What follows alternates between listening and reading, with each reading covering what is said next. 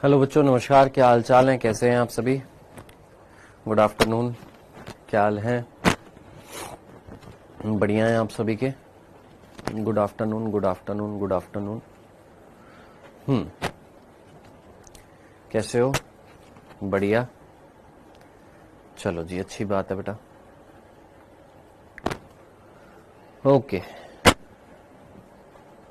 तबीयत ठीक है? अभी ठीक है। चलें आगे बढ़े, स्टार्ट करें बेटा। यहाँ पर आइए स्टार्ट करते हैं। यहाँ पर हाँ? क्या है? अभी ठीक है? धीरे बोलूंगा, ऊपर करूं? अभी ठीक है? सही आ रही है? खर खर खर खर तो नहीं आ रही? बोल रहा है वो सर वॉइस। अभी ठीक आ रही है बच्चों? आवाज बताना। अभी वॉइस सही आ रही है? अबे यार, रोज की रोज तुम्हारे क्या है ये? क्या है अब इसमें? अभी भी आ रही है क्या?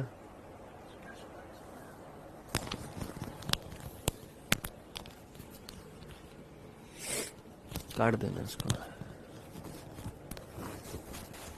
अभी अभी देखना आ रही है? अभी आ रही है? Hello hello hello hello hello hello. ठीक है, देख ले एक बार।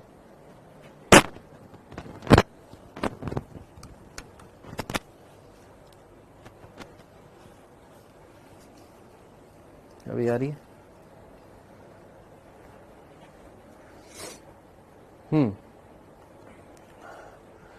चलो जी, बहुत बढ़िया। अब तो नहीं फंस रही है? अब तो नहीं आ रही?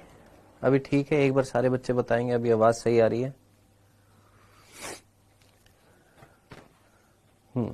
अभी सही आ रही है? ठीक आ रही है?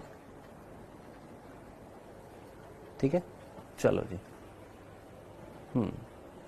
चलो, हमारा अध्याय चल रहा था जीव और समष्टि बेटा, और बीच में 2 दिन की छुट्टी हो गई थी। मेरी तबीयत खराब थी, सोचा था कल ले पाऊंगा, लेकिन कल भी नहीं ले पाया था। हिम्मत ही नहीं हो रही थी बेड से उठने की, इस वजह से नहीं ले पाया था।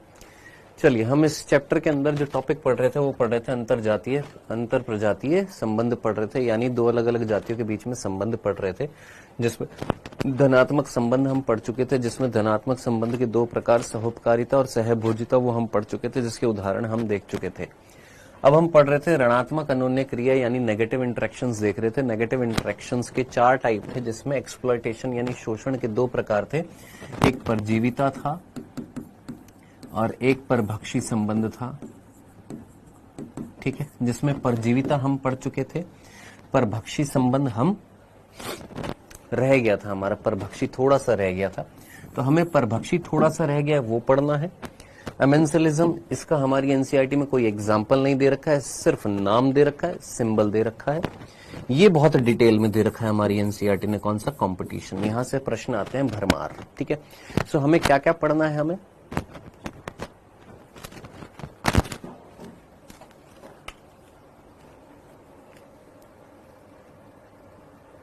एक सेकंड रुकना बच्चों। हैं? Hello hello hello hello hello.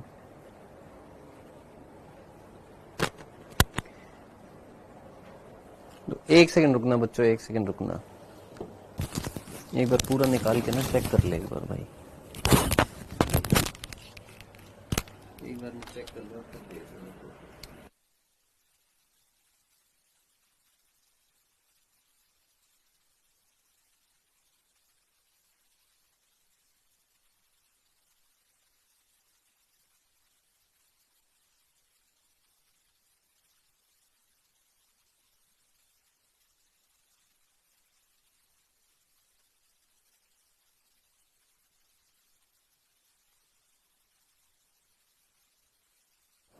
Hello hello hello hello hello. अभी सही है? अभी सही यार? अभी तो खरखर नहीं आ रहा?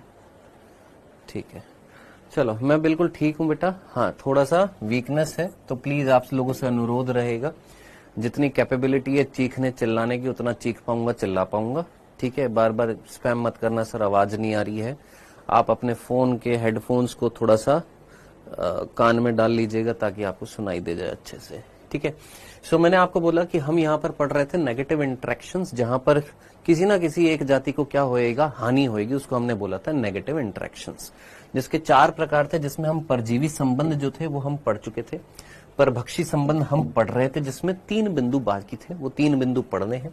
उसके अलावा अमेंसलिज्म, प्रतिजीविता, ये अंतर जातीय परजीविता, ये पढ़ना है। इसके एग्जाम्पल हमारी एनसीईआरटी में नहीं दे रखे हैं, बस सिंबल दे रखा है। और कंपटीशन, ये सबसे ज्यादा इंपॉर्टेंट है, इसमें बहुत सारी डिटेल दे रखी है हमारी एनसीईआरटी में। तो कवर करना है हमें इस चैप्टर को समाप्त करने के लिए। परभक्षी संबंध में 3 बिंदु पढ़ने हैं, इसका मीनिंग समझना है, और इसमें 3 वैज्ञानिकों के कार्य और 3 बिंदु यहां पर समझने हैं। आइए समझते हैं। हाँ जी, परजीविता, परभक्षिता। परजीविता हम पढ़ चुके थे, परजीविता पढ़ चुके थे, परभक्षी संबंध पढ़ रहे थे। परभक्षिता में हम लोगों ने क्या क्या बिंदु पढ़ लिए थे। परभक्षी क्या होते हैं, जो दूसरे जातियों को, जीवों को पकड़कर मार देते हैं, खा जाते हैं, उनको हम क्या बोलते हैं, परभक्षी बोलते हैं, प्रीडेटर बोलते हैं। हाँ जी, तो ये हमने सबसे पहला बिंदु पढ़ा था कि जरूरी नहीं है परभक्षी का मतलब सोचते ही हमारे दिमाग में शेर आए कि कहीं ना कहीं परभक्षी जो है वो चरगाही जंतु भी हो सकते हैं, यानी जो आपके गोरैया जो होती है, चिड़िया जो होती है, वो भी क्या होती है, एक परभक्षी होती है, दानों का परभक्षण करती है। फिर हमने बात करी थी कि परभक्षी जो होते हैं वो एक संगनाल कंड्यूट का स्रोत का कार्य करते हैं, किसमें, एक खाद्य श्रृंखला के अंदर। फिर हमने बोला था कि परभक्षी जो होते हैं वो अपने एक क्षेत्र में, अपने पारितंत्र में, अपने जो प्रे जो होते हैं, अपने शिकार जो होते हैं, उनकी संख्या को क्या करते हैं, रेगुलेट करते हैं। अगर परभक्षी नहीं होंगे तो जो उनका जो शिकार जो होएगा वो बहुत तेजी से क्या हो सकता है, बढ़ सकता है, और एक पारितंत्र को क्या कर सकता है, अस्थिर कर सकता है। जिसका उदाहरण हम लोगों ने पढ़ा था 1920s के आरंभ में, कहीं ना कहीं नागफनी को जब लाया गया था ऑस्ट्रेलिया में, साउथ अमेरिका से, तो वो बहुत तेजी से बढ़ गई थी। क्यों? क्योंकि उसका कोई प्राकृतिक परभक्षी वहां पर ऑस्ट्रेलिया में नहीं था। और प्राकृतिक परभक्षी कौन होता है नागफनी का? सर, एक प्रकार का शलभ होता है, एक मौत होता है, जो वहां पर ऑस्ट्रेलिया में नहीं था। फिर हम लोगों ने बात करी थी कि भैया ये जो परभक्षी जो होते हैं ये अपने शिकार की संख्या को क्या करते हैं, रेगुलेट करते हैं, मेंटेन करते हैं। अगर परभक्षी नहीं होएगा तो शिकार आपस में ही भिड़ लेंगे और एक दूसरे की संख्या को क्या कर देंगे, कम कर देंगे। तो ये हमने देखा था एक एग्जाम्पल से, जो एक एग्जाम्पल हमने देखा था एक तारा मछली का, एक पाइजेस्टर तारा मछली थी। ये पाइजेस्टर मछली जो थी ये करीबन 100 अकशेरुकी जो थे, इसके क्या होते थे, शिकार होते थे। जब कुछ वैज्ञानिकों ने आकर इसको यहां से हटा दिया था, कहां से हटा दिया था, याद रखना, अमेरिकी प्रशांत तट पर ये मिलती थी, वहां से इसको हटा दिया था। तो उन वैज्ञानिकों ने ये अध्ययन किया। 1 साल बाद उनको क्या मिला कि लगभग 10 से अधिक कशेरुकी जो है वहां से विलुप्त हो चुके हैं। क्यों? क्योंकि वो वहां पर जब परभक्षी हटा दिया तो आपस में ये जातियां क्या कर रही थी, स्पर्धा कर रही थी। अब स्पर्धा कर रही है तो जो प्रभावी होगी वो अप्रभावी को वहां से हटा देगी, तो कुछ क्या हो गई थी, विलुप्त हो गई थी। ये हम लोगों ने यहाँ पर देखा था। डन, यहां तक की बात कर ली थी। फिर हम लोगों ने चौथा बिंदु पढ़ा था कि भैया ये जो होते हैं ये अगर बहुत ही ज्यादा दक्ष होंगे परभक्षी, तो क्या ये अति दोहन करते हैं, क्या ये अपने शिकार की संख्या को खत्म कर देते? अगर ऐसा करेंगे तो एक समय के बाद इनका शिकार जब नहीं होएगा तो ये भी खुद खत्म हो जाएंगे। तो ये कैसे होते हैं, विवेकी होते हैं, प्रूडेंट होते हैं, अकलमंद होते हैं, चालाक होते हैं, समझदार होते हैं, एक ही बार में अपने सारे के सारे शिकार को खत्म नहीं करते। ये बिंदु हम लोगों ने पढ़ लिया था। फिर 5वां बिंदु हमें यहां से पढ़ना था। ये 4 बिंदु हम लोगों ने कर लिए थे, अब 5वां बिंदु हमें पढ़ना था। 5वां पढ़ना था, 6ठा पढ़ना था, 7वां पढ़ना था। 5वां, उसके बाद 6ठा और फिर 7वां। ये बिंदु हमें यहाँ पर पढ़ने थे। ठीक है दोस्त, 5, 6, 7 ये बिंदु हमें यहाँ पर पढ़ने थे। मे भी शायद आज भी कोई मिस्टेक होगी।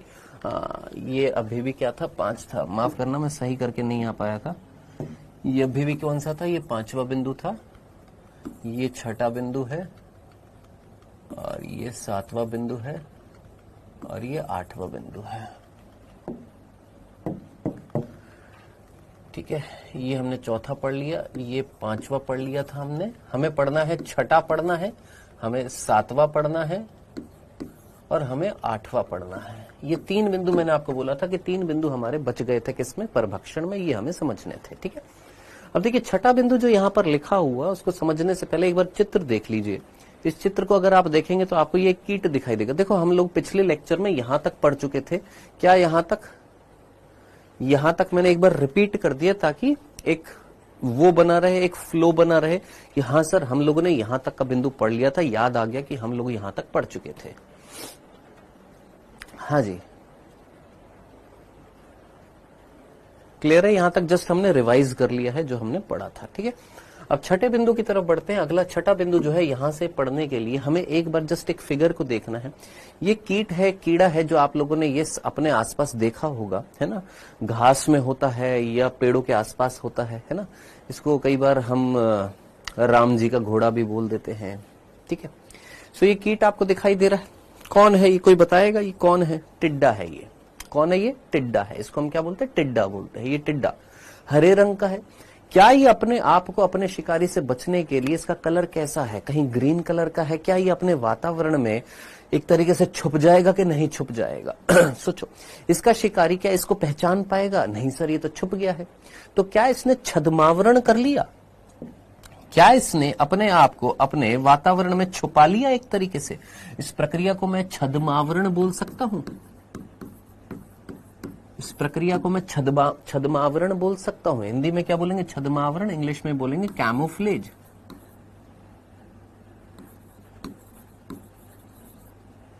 क्या बोलेंगे? कैमोफ्लेज बोलेंगे, छद्मावरण बोलेंगे। जैसा आप लोगों ने देखा भी होगा, हमारे जो सैनिक जो होते हैं, जो बर्फबारी में रहते हैं, तो वो कपड़े कैसे कलर के पहन लेते हैं? व्हाइट कलर के पहन लेते हैं। या जो ग्रीन एरियाज में रहते हैं, तो वो कैसे कलर के कपड़े पहन लेते हैं? ग्रीन कलर के कपड़े पहन लेते हैं। तो उस चीज को हम क्या बोलते हैं? अपने वातावरण में छुप जाना, ताकि पहचान में ना आ जाए।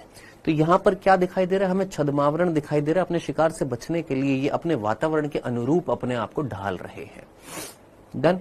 नेक्स्ट ये वाला एग्जाम्पल देखिए, ये भी ऑलमोस्ट वैसा ही है। सर ये मेंढक है, ये मेंढक भी अपने आप को क्या कर रहा है? छद्मावृत कर रहा है। कई मेंढकों की कई हजारों प्रजातियां पाई जाती है, जिसमें से ज्यादातर जो जंगली मेंढक जो होते हैं, ये वाले मेंढक जो होते हैं, जो अपने आप को जंगल में प्रोटेक्ट कर रहे हैं। कैसे? ये भी छद्मावरण कर रहे हैं, ये भी अपने आप को प्रोटेक्ट कर रहे हैं। ये भी ग्रीन कलर के दिखाई दे रहे हैं, जो अपने आप को क्या कर रहे हैं? सुरक्षित रख पा रहे हैं। ठीक है, तो यहां पर भी क्या दिखाई दे रहा है? सर मेंढक जो है वो भी क्या कर रहे हैं? छद्मावरण कर रहे हैं, यानी कैमोफ्लेज कर रहे हैं, अपने आप को वातावरण में क्या कर रहे हैं? छुपा रहे हैं। यस, दिस इज ग्रास ऊपर। ये कौन है? टिड्डा है, ग्रास ऊपर है, ये फ्रॉग है। ठीक है, ये क्या है? सर ये एक तितली है। अब ये तितली क्या ये भी छद्मावरण करती है? कुछ तितलियां छद्मावरण करती है, लेकिन कुछ तितली के एग्जाम्पल हमारी एनसीईआरटी में लिखे हुए हैं। जैसे ये जो तितली है, इस तितली का नाम हमारी एनसीईआरटी में लिखा हुआ, ये है मोनार्क तितली। कौन सी तितली है? सर ये मोनार्क तितली। अब ये मोनार्क तितली क्या करती है? ध्यान से सुनना। ये मोनार्क तितली जो है, ये इस पादप जो होता है यहाँ पर अपने अंडे देती है। इसकी इल्ली जो होती है, इल्ली आपको याद आ रही है? अंडे जिनसे लार्वा निकलता है। तो ये जो मोनार्क तितली जो होती है, ये मोनार्क तितली अपने अंडों को कहां पर देती है? इस कैलोट्रोपिस पादप जो होता है यहां पर देती है। अब इसके अंडे जो होते हैं, इस अंडों से क्या निकलते हैं? लार्वा निकलते हैं। लार्वा को हम इल्ली भी बोल देते हैं, याद रखना। क्या बोल देते हैं? इल्ली भी बोल देते हैं या लार्वा बोलते हैं। अब वो लार्वा जो होते हैं, इस पादप से क्या देते हैं? कुछ रसायन लेते हैं, और वो रसायन जो होते हैं वो इनके लार्वा में चले जाते हैं। किसके? इसके लार्वा में। मान लो ये लार्वा है इसका। अब ये जो लार्वा जो है, ये लार्वा क्या कर रहा था? इस कैलोट्रोपिस पादप जो है, ये कौन सा पादप है? कैलोट्रोपिस है। जहरीला पादप होता है ये कैलोट्रोपिस। ठीक है, इस कैलोट्रोपिस पादप से रसायन चूसते हैं, और वो रसायन जो होते हैं इन इल्लियों के अंदर, इन लार्वा के अंदर आ जाते हैं। अब उनसे क्या होता है? अब ये लार्वा जब तितली में बदलेंगे, ये लार्वा जब वापस से तितली में बदलेंगे, तो इन तितलियों के अंदर वो रसायन होते हैं, वो रसायन जिसको अगर कोई इसका शिकारी आकर पकड़कर इसको खाता है तो बहुत ही मतलब अस्वादी, मतलब बहुत ही गंदा टाइप का टेस्ट आता है इसको खाने के बाद में। समझना, बातें मत करना, बातें मत करिएगा, चीज को समझिए। क्या बोला मैंने? ये एक पादप है कैलोट्रोपिस, आंकड़े का पेड़ भी बोला जाता है इसको। यहां पर ये तितली अपने अंडे देती है, उस अंडों से क्या निकलते हैं? लार्वा निकलते हैं। वो लार्वा जो है यहां पर क्या करते हैं? इस पादप से रसायन लेते हैं पोषण के रूप में। अब उनमें से कुछ रसायन जो होते हैं इसके अंदर, जो लार्वा के अंदर होते हैं, अब ये लार्वा आगे बदलेगा, किस में बदलेगा? तितली में बदलेगा। तो वो रसायन किसके अंदर है? इस तितली के अंदर है। अब वो रसायन इस तितली को कैसा कर देते हैं? डिसटेस्टफुल कर देते हैं। इंग्लिश में बोलते हैं डिसटेस्टफुल, यानी बहुत गंदा स्वाद होता है उन रसायनों का। वो रसायन जो बहुत ही गंदे स्वाद के होते हैं, वो किसके अंदर है? इसके अंदर है। अब इसको खाने वाले जो परभक्षी जो होते हैं, जो इसका शिकार करेंगे, जब वो अगर इसको खाएंगे तो बहुत ही गंदा स्वाद आएगा। तो जरा सोचिए, क्या वो इसको खाएंगे? नहीं सर। तो क्या इसने अपने आप को प्रोटेक्ट करने के लिए एक विधि अपनाई? क्या इसने अपने आप को प्रोटेक्ट करने के लिए अपने शिकारी से एक विधि अपनाई? कैसी विधि कि ये खुद कैसी हो रही है, बहुत ही गंदे स्वाद की बन रही है, कि इसको खाने वाला जो है जब इसको खाएगा तो उसको आएगा है अच्छी, हाय हाय क्या खा लिया मैंने। तो धीरे धीरे इसके जो परभक्षी है इससे दूर भागेंगे। हाँ जी, दूर भागेंगे। तो क्या यहां पर ये शिकार अपने शिकारी से बच रहा है? क्या यहां पर ये शिकार अपने शिकारी से बच रहा है? क्या यहां पर ये शिकार अपने शिकारी से बच रहा है? तो हम यहां पर जो बिंदु पढ़ रहे थे वो क्या पढ़ रहे थे? हम यहां पर परभक्षी के बारे में पढ़ रहे थे।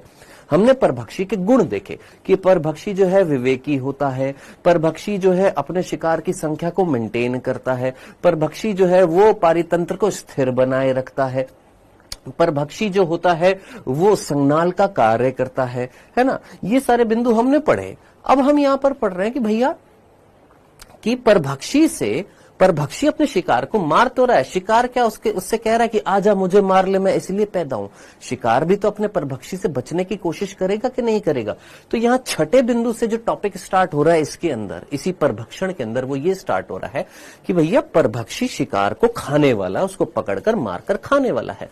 तो क्या शिकार बैठा है कि मुझे मार दे, मैं इसीलिए पैदा हूं ताकि तू मुझे मारेगा? नहीं ना, वो भी तो अपने आप को बचाने की कोशिश करेगा। तो वो कैसे बचा सकता है? एक शिकार अपने आप को अपने परभक्षी से कैसे बचा सकता है? तो शिकार जो है, क्या वो अपने आप को छद्मावरण करके वातावरण के अधीन, वातावरण के जैसा उसमें छुप कर अपने आप को बचा सकता है? हाँ जी, बचा सकता है। साथ ही साथ कहीं ना कहीं कुछ शिकार ऐसे होते हैं जो अपने अंदर ऐसे रसायनों को संविष्ट करा लेते हैं, अपने अंदर ऐसे रसायनों को स्टोर कर लेते हैं कि अगर उनको कोई खाएगा तो उनको बहुत ही गंदा लगेगा। अब आप में से कई बंधुओं का प्रश्न ये होगा, सर अगर खा लिया तो ये तो मर जाएगा ना? बेटा जरा सोचो, एक दिन की बात तो है नहीं, ये एक दिन की बात तो है नहीं कि एक दिन इसके अंदर गंदे रसायन आ गए, उसको खा लिया, ये मर गया। ये कई वर्षों से ये चीज चली आ रही है। तो इसके जो शिकार होंगे उनमें भी तो कुछ समझ होएगी ना कि हाँ भैया ऐसी तितली जो है वो बहुत ही गंदे टेस्ट की है, तो इससे दूर रहो। तो क्या इस तितली ने अपने आप को ऐसे शिकारियों से बचा लिया या नहीं बचा लिया? बिल्कुल बचा लिया। ठीक है, तो ये परभक्षी नहीं है। ये कौन है? ये शिकार है। ये अपने परभक्षी से बचने के लिए ये विधि अपना रहा था। ये परभक्षी नहीं है, ये शिकार है। ये अपने शिकारी से बचने के लिए छद्मावरण कर रहा था। ये परभक्षी नहीं है, ये शिकार है। ये अपने शिकारी से बचने के लिए छद्मावरण कर रहा था। तो ये जो छठा बिंदु जो था ना, ये छठा बिंदु ये नहीं बता रहा कि परभक्षी क्या होएगा, परभक्षी कैसे। छठा बिंदु ये बता रहा है कि परभक्षी तो परभक्षण करेगा, लेकिन जिसका परभक्षण करेगा क्या वो भी तो अपने आप को बचाने की कोशिश करेगा या नहीं करेगा? बिल्कुल करेगा। जैसे कीट और मेंढकों ने क्या दर्शाया सर? कीट और मेंढकों ने छद्मावरण दर्शाया। मोनार्क तितली ने कुछ ऐसे रसायनों का संग्रहण किया जो कैसे थे, खाने के बाद मोनार्क तितली जो है वो कैसी हो जाएगी? अरुचिकर हो जाएगी, यानी स्वाद में बहुत ही खराब होएगी। इतनी खराब होएगी कि फिर धीरे धीरे धीरे इसके शिकारी इसका शिकार नहीं करेंगे। अब ये कैसे हो रही थी सर? इसने अपने इल्ली जो होती है, इस तितली ने जो अपने इल्लियां जो होती है, अपने लार्वा जो होते हैं, वो लार्वा को कहां पर दिया, या वो लार्वा कहां पर थे? एक पादप जिसका नाम क्या है? कैलोट्रोपिस है। एक विषैली खरपतवार होती है जो कौन होती है? कैलोट्रोपिस होती है, वहां पर देती है। और उस कैलोट्रोपिस से ये क्या करते हैं? इसके लार्वा जो है पोषण ग्रहण करते हैं, जिसके कारण ये डिस्टेस्टफुल हो जाती है, बहुत ही गंदे स्वाद की हो जाती है। ठीक है, अब जैसे अगर हम इस तितली की बात करें तो इसके परभक्षी कौन होते हैं सर? इसके परभक्षी जो होते हैं मेनली कौन होते हैं? पक्षी होते हैं, छोटे छोटे बर्ड्स होती है। जैसे आपकी गोरैया जो होती है वो दानों के साथ साथ इनको भी खाती है, तितलियों को भी खाती है। ठीक है जी। सो इतनी सी बात थी, ये चीज याद रखनी थी। डन। ये था हमारा छठा बिंदु। एक बार जरा यहां से यहां तक की बात को पढ़ेंगे, समझेंगे, फिर हम सातवें बिंदु की तरफ आगे बढ़ेंगे। क्या सर ये परभक्षी नहीं हो सकते? बिल्कुल ये भी परभक्षी हो सकते हैं। अब जरा सोचिए, क्या खरगोश परभक्षी नहीं था? खरगोश भी परभक्षी था। खरगोश को खाने वाली लोमड़ी वो परभक्षी नहीं थी? बिल्कुल वो भी परभक्षी। तो क्या ये परभक्षी नहीं हो सकते? बिल्कुल ये भी परभक्षी है। लेकिन ये अपने आप को अपने शिकार से बचाने के लिए कुछ कार्य दर्शा रहे हैं। ये था ये बिंदु।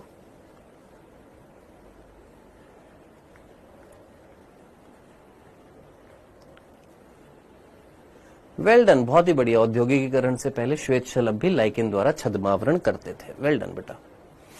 जल्दी से पढ़ेंगे, फिर आगे सातवें बिंदु की तरफ बढ़ रहे हैं। परभक्षण के प्रभाव को कम करने के लिए, समझ रहे हैं ये लाइन क्या थी कि परभक्षण जो था उसके प्रभाव को कम करने के लिए शिकारी जातियों ने विभिन्न रक्षा विधियां विकसित करी। जो जिनका शिकार हो रहा था उन्होंने भी अपना क्या स्टार्ट किया, अपनी रक्षा के लिए कुछ विधियां अपनाई। जैसे कीट और मेंढकों की कुछ जातियां परभक्षी द्वारा आसानी से पहचान लिए जाने से बचने के लिए गुप्त रूप से कैसी हो गई हैं, रंगीन होती जा रही हैं, यानी अपना कलर चेंज कर रही हैं ताकि अपने एनवायरमेंट में क्या हो सके, ढल सके और उनके शिकारी उनको पहचान ना पाए। इसको हम क्या बोलते हैं, छद्मावरण बोलते हैं। कुछ शिकारी जातियां विषैली होती है और इसलिए परभक्षी उन्हें नहीं खाते हैं। जैसे मोनार्क तितली के शरीर में कुछ विशेष रसायन होने के कारण यह अपने परभक्षी, ज्यादातर कौन होते हैं, इसके पक्षी होते हैं, उनके लिए बहुत ही कैसी होती है, स्वाद में खराब होती है इसके, इसलिए ये नहीं खाई जाती अपने शिकारियों द्वारा। यह दिलचस्प है कि तितली इन रसायनों को अपनी इल्ली लार्वा अवस्था में विषैले खरपतवार खाकर प्राप्त करती है। यानी वो विषैले खरपतवार, जैसे यहां पर किसकी बात कर रखी थी सर, इसकी बात कर रखी थी, ये कौन है, कैलोट्रोपिस, ये खरपत है, इसको खाने से प्राप्त कर रही थी कौन, इस तितली के ये इल्लियां जो थी। हाँ जी, क्या यहां तक की बात समझ में आ गई है? क्या ये छठा बिंदु समझ में आ गया है? यहां तक की बात क्लियर है? आगे बढ़े, नेक्स्ट 7वें बिंदु की तरफ बढ़ते हैं। अब 7वां बिंदु यहां पर दे रखा था, यहां पर जो चीज दे रखी है उसको समझते हैं। देखिएगा यहां पर जो चीज दे रखी है, आप मुझे बताइएगा, कहीं ना कहीं शिकारी जो था वो अपने शिकार को मार रहा था। ठीक है सर, शिकार को मार रहा था, परभक्षण कर रहा था। अब शिकार जो है वो भी तो बचाव के तरीके ढूंढ रहा था। हाँ सर, शिकार जो है वो बचाव के तरीके ढूंढ रहा था, जिसमें से एक बचाव का तरीका हमने क्या देखा सर, छद्मावरण देखा।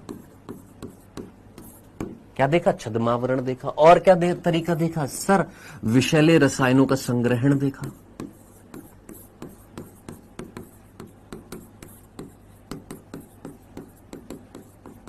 देखो शॉर्ट में नोट्स कितना इजी बनेगा। आपका छठा बिंदु क्या था, शिकारी जो है शिकार का परभक्षण कर रहा था, बदले में शिकार ने अपने बचाव के तरीके ढूंढे। क्या ढूंढा, छद्मावरण। छद्मावरण में क्या लिख देंगे, एग्जाम्पल कीट मेंढक। विषैले रसायनों के संग्रहण में एग्जाम्पल क्या लिख देंगे, मोनार्क तितली। खत्म है। अब 7वां बिंदु ये है कि सर ये बचाव का जो हमने उदाहरण देखे, ये तो हमने एनिमल्स के देख लिए। किसके देख लिए, एनिमल्स के देख लिए, है ना। और एक और तरीका क्या हो सकता है सर, भागना भी तो हो सकता है? सोचो, शेर आया और हिरण भाग लिया, भागना भी एक तरीका है, बिल्कुल है। तो कुल मिलाकर कई सारे तरीके होते बचाव के। लेकिन सर एक बात बताओ, ये जो शिकार जो है अपने आप को बचा रहा था, अपने शिकारी से कहीं ना कहीं छद्मावरण कर रहा था, कहीं ना कहीं विषैले रसायनों का संग्रहण कर रहा था, ये तो एनिमल्स का था। पादप कैसे बचेंगे? पादपों में बचाव का तरीका क्या होएगा भाई? पादपों को कौन खा रहे, शाकाहारी नहीं खा रहे। पादपों को कौन खा रहे सर, शाकाहारी जो है, शाकाहारी जो है, क्या वो परभक्षी नहीं है? बिल्कुल है, वो भी तो परभक्षी है। किसका परभक्षण कर रहे हैं सर, परभक्षी है कौन, शाकाहारी। वो पादपों का परभक्षण करते हैं। क्या पादप अपने आप में बचाव का तरीका पैदा नहीं करेंगे? बिल्कुल। क्या ये अपना बचाव नहीं करेंगे? बिल्कुल बचाव। अब ये कैसे बचाव का तरीका अपनाएंगे? तो यहां पर कुछ पादपों ने क्या उत्पन्न किए, कुछ विधियां उत्पन्न करी। जैसे कुछ ने क्या उत्पन्न किए सर, कांटे। कुछ ने क्या उत्पन्न किए सर, कांटे उत्पन्न किए। कुछ ने क्या किए, उन्होंने भी विषैले रसायन उत्पन्न किए हैं। जैसे अभी अभी आपने एक एग्जाम्पल देखा था कि कैलोट्रोपिस जो था, क्या कैलोट्रोपिस में विषैले रसायन नहीं थे? हाँ जी थे। कांटे, कांटे का एग्जाम्पल बहुत सीधा सीधा, कैक्टस, कैक्टस, नागफनी, ओपनशिया, कैक्टस, ओपनशिया, और आपका कैलोट्रोपिस, आपका अकेशिया। ये दो उदाहरण हमारी एनसीईआरटी में दिए। अकेशिया कौन होता है, बबूल का पेड़ होता है। तो बबूल का पेड़, अकेशिया, ओपनशिया, कैक्टस, ये क्या है, वो पादप है जिनके अंदर क्या उत्पन्न हुए सर, कांटे उत्पन्न हुए हैं। अब ये कांटे क्या कर रहे हैं, जो शिकारी आएगा इनको अगर खाएगा तो कांटे चुभेंगे तो बच जाएगा, ऑब्वियस ही बात है। तो कई सारे पादपों ने अपने अंदर किस बचाव का एक तरीका पैदा किया, क्या, थॉर्न्स, कांटे पैदा किए हैं जो उनको बचा रहे हैं, किससे, अपने शिकार से बचा रहे हैं। ठीक है। कुछ ऐसे भी पादप है जिनके अंदर कुछ विषैले रसायनों का संग्रहण हुआ। अब यहां से क्वेश्चन पूछा गया 2023 के नीट के पेपर में, कौन सा पादप, वही कैलोट्रोपिस। कौन सा पादप है? कैलोट्रोपिस। अब कैलोट्रोपिस के अंदर कुछ ऐसे रसायन हैं जिनको हम क्या बोलते हैं? हृदय ग्लाइकोसाइड।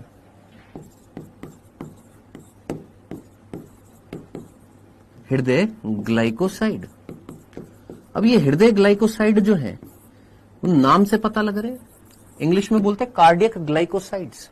यानी कुछ ऐसे केमिकल्स जो सीधा सर्कुलेटरी सिस्टम पर अफेक्ट करेंगे।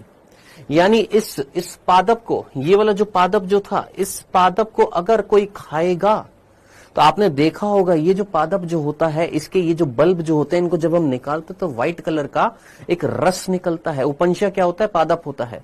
क्या होता है? उपंशय क्या होता है? पादप होता है, पानी में होता है। ये जो होता है इसमें से एक रस निकलता है व्हाइट दूधिये रंग का। तो अगर इस पादप को, इसकी पत्तियों से भी निकलता है, इसकी पत्तियों से निकलता है, तो अगर इस पत्तियों को खाया जाएगा तो कहीं ना कहीं वो जो दूधिया पदार्थ जो होता है उसके अंदर क्या होते हैं? टॉक्सिक मटेरियल होते हैं। तो कभी भी किसी भी चरगाही जंतु को, गाय भैंस को आप इस पादप के आसपास भटकते हुए कभी नहीं देखेंगे। क्यों? क्योंकि अगर वो इसको खाएंगे तो उनको हार्ट अटैक जैसी कंडीशंस आ सकती हैं, उनका हृदय काम करना बंद कर सकता है। क्यों? क्योंकि इस पादप के अंदर बहुत ही खतरनाक विषैले रसायन होते जिनका नाम ही आपने याद रखना है, कार्डियक ग्लाइकोसाइड्स। और ये हमारी एनसीईआरटी में लिखा हुआ है। तो कार्डियक ग्लाइकोसाइड्स जो होते हैं, कार्डियक ग्लाइकोसाइड जो होते हैं, नीट में प्रश्न पूछा गया कौन से पादप में? कैलोट्रोपिस, जिसको हम मदार का पेड़ भी बोलते हैं। क्या बोलते हैं हिंदी में? लोकल लैंग्वेज में मदार का पेड़ बोलते हैं। गुलार इज फिग। गुलार का पेड़ जो होता है वो कौन सा होता है? फिग ट्री जो होता है, अंजीर जो होती है, उसको हम गुलार का पेड़ बोलते हैं। मैंने शायद गुलार कुछ और बोल दिया था। तो विषैले रसायन कैलोट्रोपिस के अंदर कार्डियक ग्लाइकोसाइड्स बना रहे थे। ठीक है जी। यहां तक की बात जो लिखी हुई है, ये जो मैंने आपको बताया, ये दिया हुआ है हमारे 7वें बिंदु में। एक बार इसको यहां से यहां तक पढ़ेंगे जरा जल्दी से।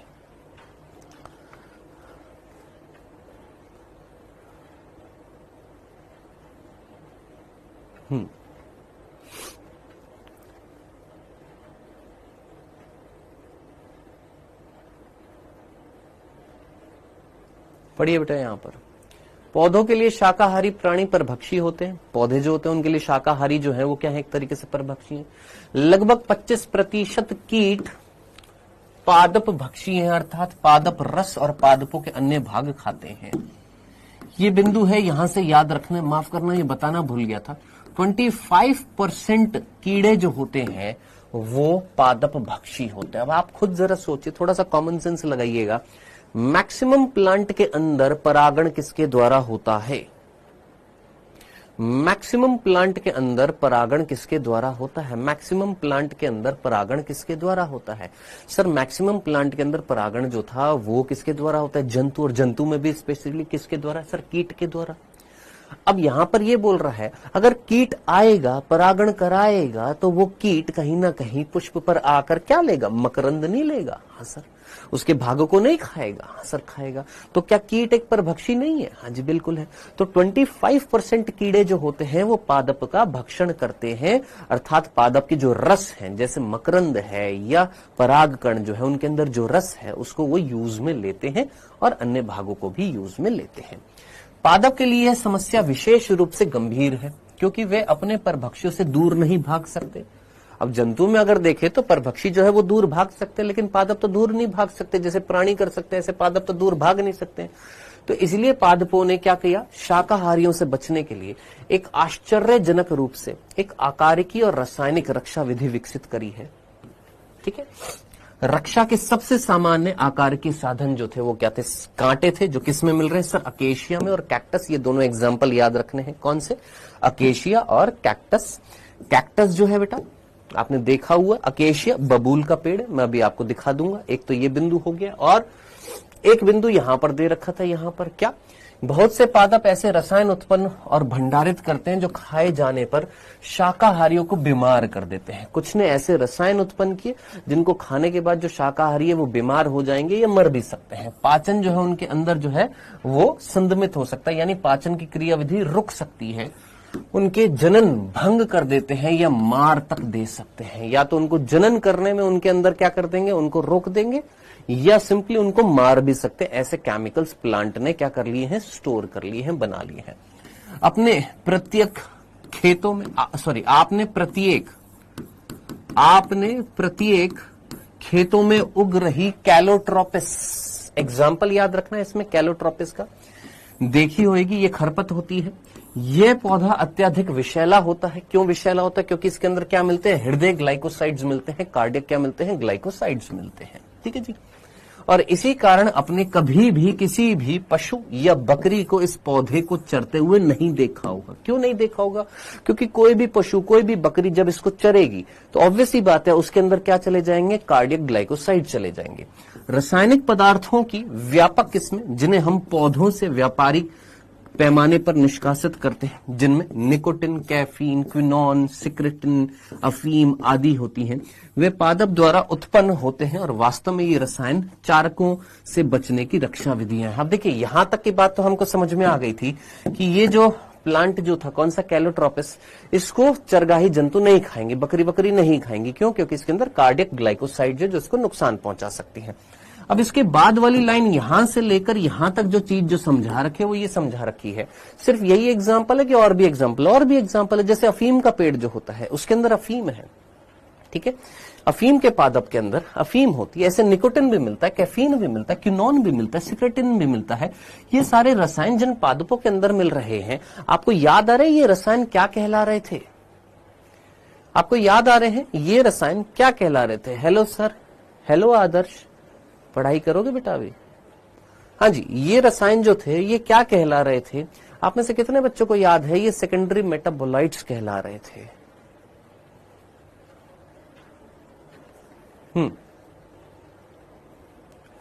क्या कहला रहे थे? ये एल्केलॉइड्स, याद आ रहे? ये क्या कहला रहे थे? सेकेंडरी मेटाबोलाइट्स कहला रहे थे, जिनका कार्य एक पादप के लिए सुनिश्चित नहीं था। लेकिन अगर ये बन रहे थे तो इनके बनने से क्या फायदा होएगा? क्या ये एक प्लांट की प्रोटेक्शन के लिए है?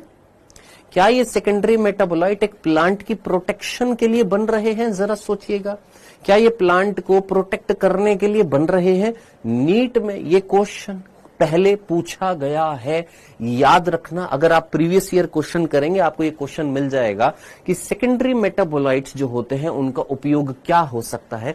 तो सेकेंडरी मेटाबोलाइट जो होता है वो एक पादप की रक्षा विधि में उत्पन्न होते हैं, एक पादप की रक्षा विधि में यूज में लिए जा सकते हैं। जैसे ये सेकेंडरी मेटाबोलाइट्स और ये पादप द्वारा उत्पन्न किए जाते हैं अपनी रक्षा करने के लिए। अब कई बच्चे बोल रहे हैं सर ये रसायन चारकों से क्या मतलब होता है? अरे रसायन चारकों मीन्स, चारक का मतलब क्या होता है? चरगाही जंतु। ग्रेजर का मतलब जो ग्रेजिंग करते हैं, चारा खाते हैं।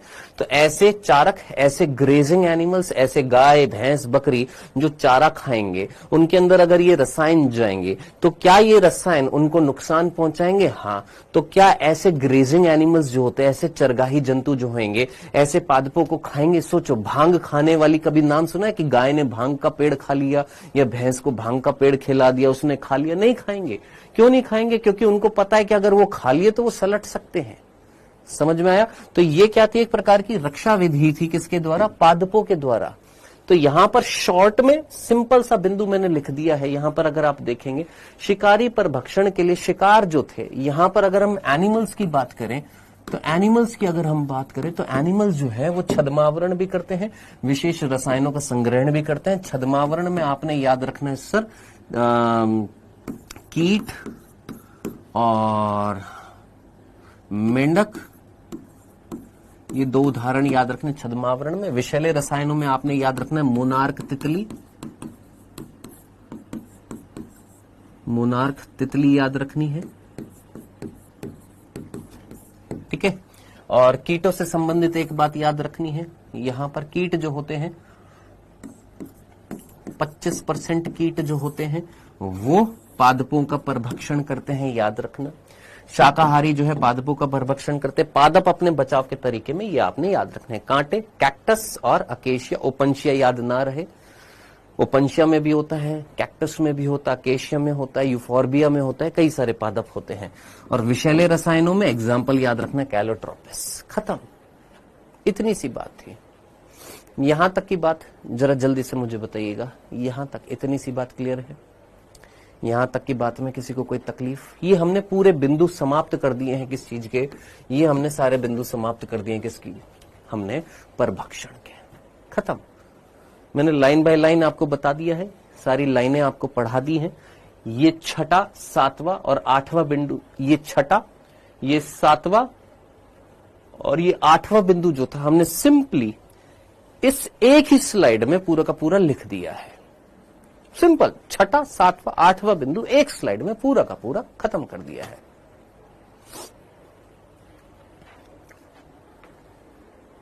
हाँ जी, क्लियर है? डन।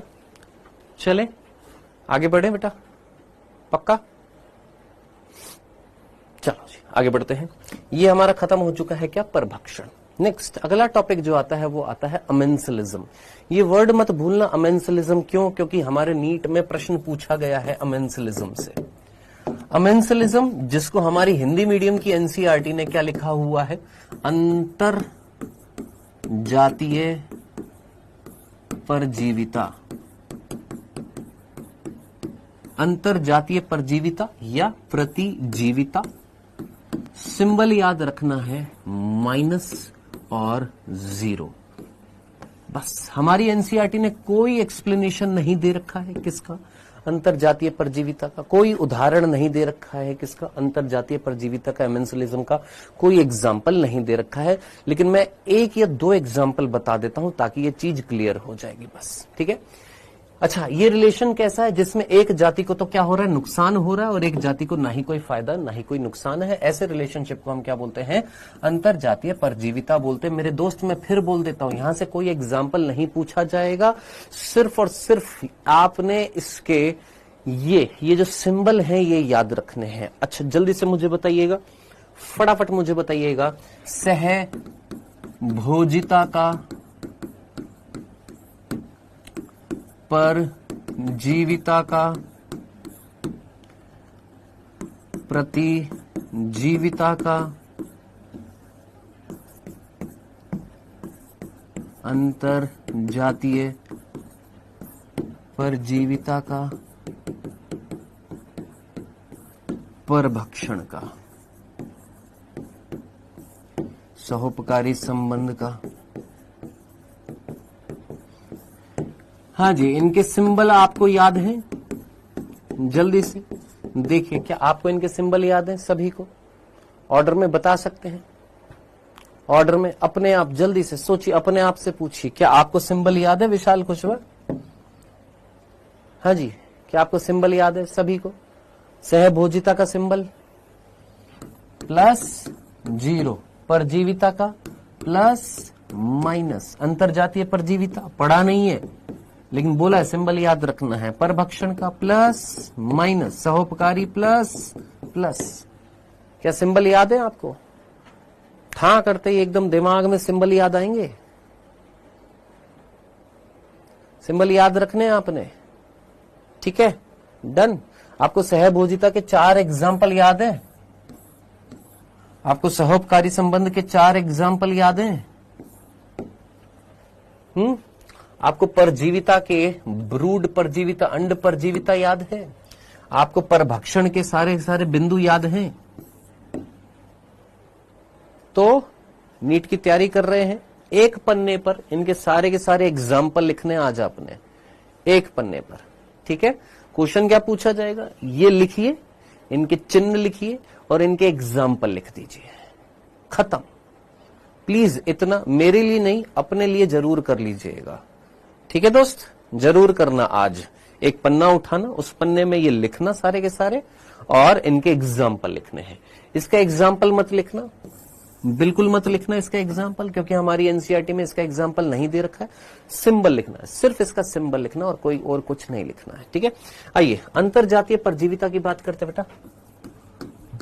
अंतर जातीय परजीविता की एक उदाहरण देख लेते हैं, सिर्फ अपने दिमाग की तसल्ली के लिए देख रहे हैं और कुछ नहीं है। ठीक है? वो भी इसलिए क्योंकि हमारा ब्रेन भी ना तब अच्छे से वर्क करता है जब हम कोई एग्जाम्पल सुन लेते हैं तो हमें वो चीज अच्छे से याद रह जाती है। ठीक है जी? एक वर्ड होता है जिसका नाम होता है एलीलोपैथी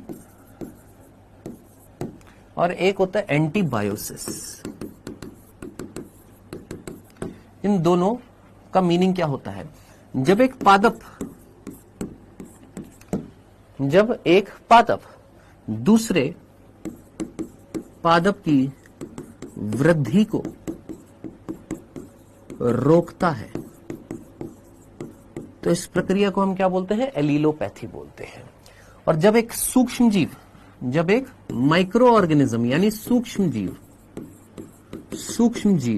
दूसरे सूक्ष्म जीव की वृद्धि को रोकता है, दूसरे सूक्ष्म जीव की वृद्धि को रोकता है, तो उसको हम बोलते हैं एंटीबायोसिस। अब जरा इमेजिन करिए, मैंने आपसे कहा कि दोस्त मेरे पास एक पैट्री डिश थी और उस पैट्री डिश में मैंने बोला मेरे पास एक पैट्री डिश थी, ये एक प्लेट थी और उस प्लेट में मैंने यहां पर एक बैक्टीरिया ग्रो करा रखा था। उस बैक्टीरिया का नाम था स्ट्रेप्टोकोकस ओरियस। क्या नाम था? Streptococcus Orius. ठीक है।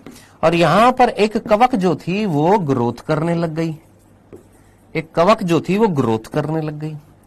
अब ये कवक जब यहां पर ग्रोथ कर रही है, ये कवक जब यहां पर वृद्धि कर रही है, तो इस कवक ने यहां पर कुछ रसायन निकाले। इस कवक ने कुछ ऐसे रसायन निकाले जो रसायन इस बैक्टीरिया को क्या कर रहे हैं? मार रहे हैं। यानी नुकसान किसको हुआ? स्ट्रेप्टोकोकस को। अब कई बच्चे कहते हैं सर अगर इसको मार रहे हैं तो इसको फायदा हो रहा है या इसको नुकसान है? ना ही कोई फायदा है ना ही कोई नुकसान है। क्यों सर? क्योंकि ये बैक्टीरिया इसको संक्रामित ही नहीं कर रहा था। सोचो, इमेजिन करो, अगर ये बैक्टीरिया इस कवक को नुकसान पहुंचाता, ये बैक्टीरिया इस कवक को नुकसान पहुंचाता, हम बोलते ना कि हाँ भाई इसने अपने फायदे के लिए रसायन निकाला है ना, जो इसको मार रहा है। लेकिन ये ससुरा तो इसको मार ही नहीं रहा था, ये तो इसको कुछ कह ही नहीं रहा था, ये तो इसको कुछ भी नहीं कह रहा था। ये आया चौड़ में, बोला रुक जा बेटा तेरे को मैं मारता हूं। इसने केमिकल निकाले और केमिकल निकाल कर इसको मार दिया। ये बेचारा मुफ्त में मर गया, यानी इसको तो नुकसान हो गया, इसको ना ही कोई फायदा ना ही कोई नुकसान। तो ये जो रिलेशनशिप जो था ये आप देखते हैं, और ये कहां पर देखते हैं सर? एंटीबायोटिक्स के केसेस में। तो याद करिए, व्हाट इज प्रतिजैविक जो होते हैं, एंटीबायोटिक्स जो होते हैं वो क्या होते हैं सर? एंटीबायोटिक्स जो होते हैं वो किसके उदाहरण के अंतर्गत आएंगे सर? एमेंसिलिज्म के उदाहरण के अंतर्गत आते हैं। कौन? एंटीबायोटिक्स, जो एंटीबायोसिस के दौरान देखे जाते हैं। एंटीबायोसिस क्या होती है? क्रियाविधि जिसमें एक सूक्ष्म जीव दूसरे सूक्ष्म जीव की वृद्धि को क्या कर देता है? रोक देता है, कुछ केमिकल्स निकालकर। वो केमिकल्स कौन होते हैं? एंटीबायोटिक्स होते हैं। ठीक है जी। अब आप मुझे बताइए, मैंने यहां पर स्ट्रेप्टोकोकस लिखा है। अब आप में से कोई मुझे बताएगा अलेक्जेंडर फ्लेमिंग के एक्सपेरिमेंट में क्या स्ट्रेप्टोकोकस था या स्टेफिलोकोकस था? कोई भी बालक मुझे बताएगा जल्दी से। क्या मैंने यहां पर अलेक्जेंडर का फ्लेमिंग का एक्सपेरिमेंट लिखा? नहीं, मैंने तो यहां पर जस्ट नॉर्मली एक बैक्टीरिया लिख दिया। अब मैं क्वेश्चन पूछ रहा हूं, क्या अलेक्जेंडर फ्लेमिंग के एक्सपेरिमेंट में यहां पर जो बैक्टीरिया था वो स्ट्रेप्टोकोकस था कि स्टेफिलोकोकस था? कितने बच्चों को याद है? वेल डन बच्चों, बहुत बढ़िया, बहुत ही बढ़िया। अब पता है कि आपका दिमाग एकदम से कहां गया? अरे नहीं, स्टेफिलोकोकस था। मैं डायरेक्टली आपसे पूछ लेता, बेटा ये अलेक्जेंडर फ्लेमिंग का एक्सपेरिमेंट था ना, और यहां पर जो एंटीबायोटिक थी उसका नाम क्या था? आप में से कई लिख देते सर पेनिसिलिन। कर देते ना गलती? तो इजी कर दिया मैंने आपके लिए क्वेश्चन को कि यहां पर स्ट्रेप्टोकोकस था कि स्टेफिलोकोकस था। अलेक्जेंडर के प्रैक्टिकल में यहां पर कौन था? यहां पर स्टेफिलोकोकस था। हमने यहां पर स्ट्रेप्टोकोकस लिख दिया है। चलो, मीनिंग समझ में आ गया, क्लियर है? चले, तो ये तो हो गया एंटीबायोसिस। अब हम यहां पर एक और बात कर लेते हैं, कौन सर? एलीलोपैथी। यहां पर क्या होता है, आपने देखा होगा कई बार, गेहूं जो होती है, गेहूं की फसल जो होती है, उस गेहूं की फसल के साथ में कुछ अनवांटेड फसलें उग जाती हैं। क्या ये गेहूं की फसल है और इस गेहूं की फसल के साथ निर्यात होती है कोई खरपत? कितने बच्चों को याद आ रहा है? गेहूं की फसल के साथ कोई फसल थी जो निर्यात हो गई थी। याद आ रहा है? पुष्पीय पादपों में लैंगिक जनन चैप्टर अगर याद आ रहा हो, गेहूं के साथ किसी दूसरी चीज का निर्यात हो जाता है, और वो कौन थी सर? वो एक खरपत थी। और उस खरपत का नाम क्या था? किसी बच्चे को याद है? मेरा नाम याद है, क्या था? पार्थेनियम, जिसको हमने क्या बोला था? गाजर घास बोला था। अब ये जो गाजर घास जो होती है, ध्यान से सुनना, ये जो गाजर घास जो होती है ये एक प्रकार की खरपत होती है जो मुख्य पादप के आसपास उगती रहती है, मुख्य पादप के आसपास उगती रहती है ना। और ये कोई परजीवी नहीं है, ये ऐसे नहीं है कि इससे पोषण चुरा लेगी, नहीं, ये इससे पोषण नहीं चुरा रही है, इसके आसपास उग जाती है, यहां से खनिज ज्यादा लेने लग जाती है, वाटर ज्यादा लेने लग जाती है। तो इस पर ना ही ये एक्टोपैरासाइट होती है ना ही ये एंडोपैरासाइट होती है। हाँ, इनकी जो उपयोगी चीजें थी वो चुराती रहती हैं एक तरीके से, जैसे खनिज ले लिए हैं, जल ले लिया है ना। तो इस तरीके से नुकसान पहुंचा रही है किसको, मुख्य पादप को। परजीवी नहीं है, ऐसे नहीं है कि ये इसके ऊपर चिपक गई है, इसका पोषण ले लिया, इसके अंदर चली गई है, इससे पोषण ले लिया, नहीं, इससे पोषण नहीं ले रही है, जो आवश्यक सामग्री थी वो यूटिलाइज करती जा रही है। ठीक है, तो फाइनली नुकसान तो मनुष्य को होएगा ही होएगा। हमारी गेहूं की जो फसल है वो धीरे धीरे खराब होती जाएगी, क्यों, क्योंकि खरपत उगती जा रही है, वीड्स उगते जा रहे हैं। तो इस कंडीशन में हम क्या डालते हैं, स्प्रे करते हैं किसका, वीडीसाइड्स का, खरपतनाशी का उपयोग करते हैं। ठीक है जी। अब क्या होता है, ये जो खरपत होती है ना, पार्थेनियम, ये कुछ केमिकल्स निकालती है, जैसे यहां पर एक केमिकल का नाम लिखा होगा, ट्रांससिनेमिक एसिड। वर्ड क्या लिखा हुआ, ट्रांससिनेमिक एसिड, यहां पर एक वर्ड लिखा हुआ है। ये आपने याद नहीं करना है, जस्ट चीज को समझाने के लिए मैंने आपको बताया कि पार्थेनियम पादप जो है, जो एक खरपत है ना, ये एक केमिकल निकालते हैं जिसका नाम होता है ट्रांससिनेमिक एसिड। और ये ट्रांससिनेमिक एसिड जब यहां पर रिलीज होता है तो ये ट्रांससिनेमिक एसिड जो होता है अन्य खरपत को उगने से रोकता है, दूसरी खरपत को उगने से क्या करता है, रोकता है। अन्य खरपत जो होती है उनको उगने से रोकता है। जैसे कैलोट्रोपिस जो था वो भी एक खरपत थी, तो कैलोट्रोपिस जैसी खरपत यहां पर नहीं उग पाएंगी। अब जरा सोचिएगा, इसने एक केमिकल निकाला जो अन्य खरपत को उगने से रोकेगा। अब अन्य खरपत क्या करेंगे, इसका पोषण चुरा लेंगी।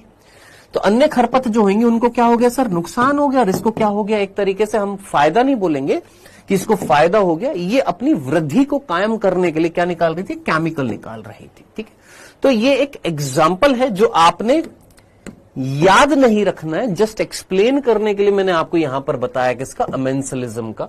नहीं तो इसका बेस्ट एग्जाम्पल जो याद रखने लायक होता है वो कौन से होते हैं, एंटीबायोटिक्स होते हैं। ठीक है, तो एंटीबायोटिक्स और पार्थेनियम द्वारा निकाला गया ट्रांससिनेमिक एसिड, ये किसके एग्जाम्पल होते हैं, अमेंसलिज्म के एग्जाम्पल होते हैं। मैं फिर बोल देता हूं आपसे, आप अपने नोट्स में ये बिल्कुल मत लिखिएगा, मैं यहां पर सीधा सीधा यहां पर क्रॉस कर देता हूं, हटा देता हूं। ठीक है, हटा देता हूं, क्या सीधा सीधा याद रखना है, क्या एक ऐसा संबंध जिसमें एक जाति के जीव द्वारा कुछ रासायनिक पदार्थों का स्त्रावण किया जाता है जिससे दूसरे जाति को क्या हो जाता है, हानि हो जाती है।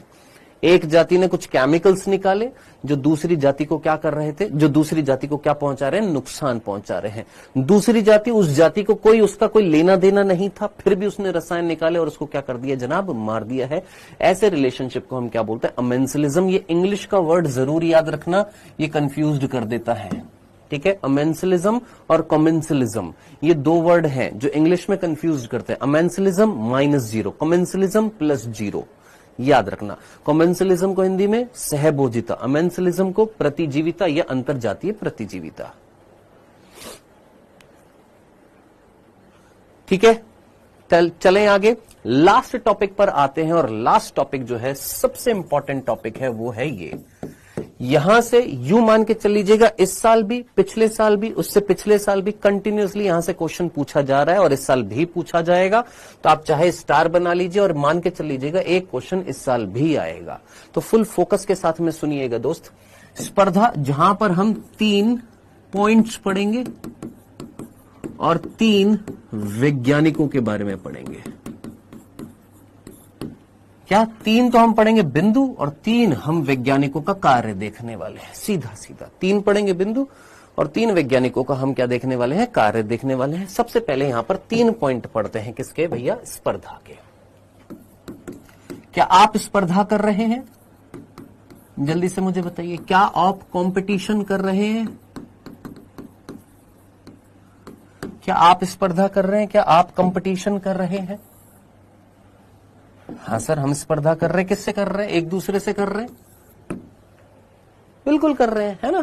चलो, क्या नुकसान हो रहा है आपको? नहीं सर, फायदा ही हो रहा है सर, दिमागी विकास हो रहा है। एक सिंपल सा एग्जांपल लेते हैं दोस्त, यहां पर मान लो चारा है, 1 किलो चारा था,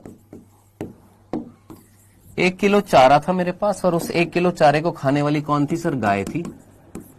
5 गाय थी जो 1 किलो चारा खा रही थी। मैंने कहा ठीक है। एक दूसरा रूम था जहां भैंस थी, भैंस भी मेरे पास 5 थी, और सेम टू सेम 1 किलो चारा था यहां पर भी, ये 1 किलो चारे को खा रही थी। ठीक है जी, गाय 5 1 किलो चारा खा रही थी, मेरे घर पर भैंस 5 1 किलो चारा खा रही थी। अब क्या हुआ? हमने इनको अलग अलग कमरे में रखा हुआ था, ये अलग कमरे में रखी हुई थी, ये अलग जगह पर रखी हुई थी, ये अलग जगह पर रखी हुई थी।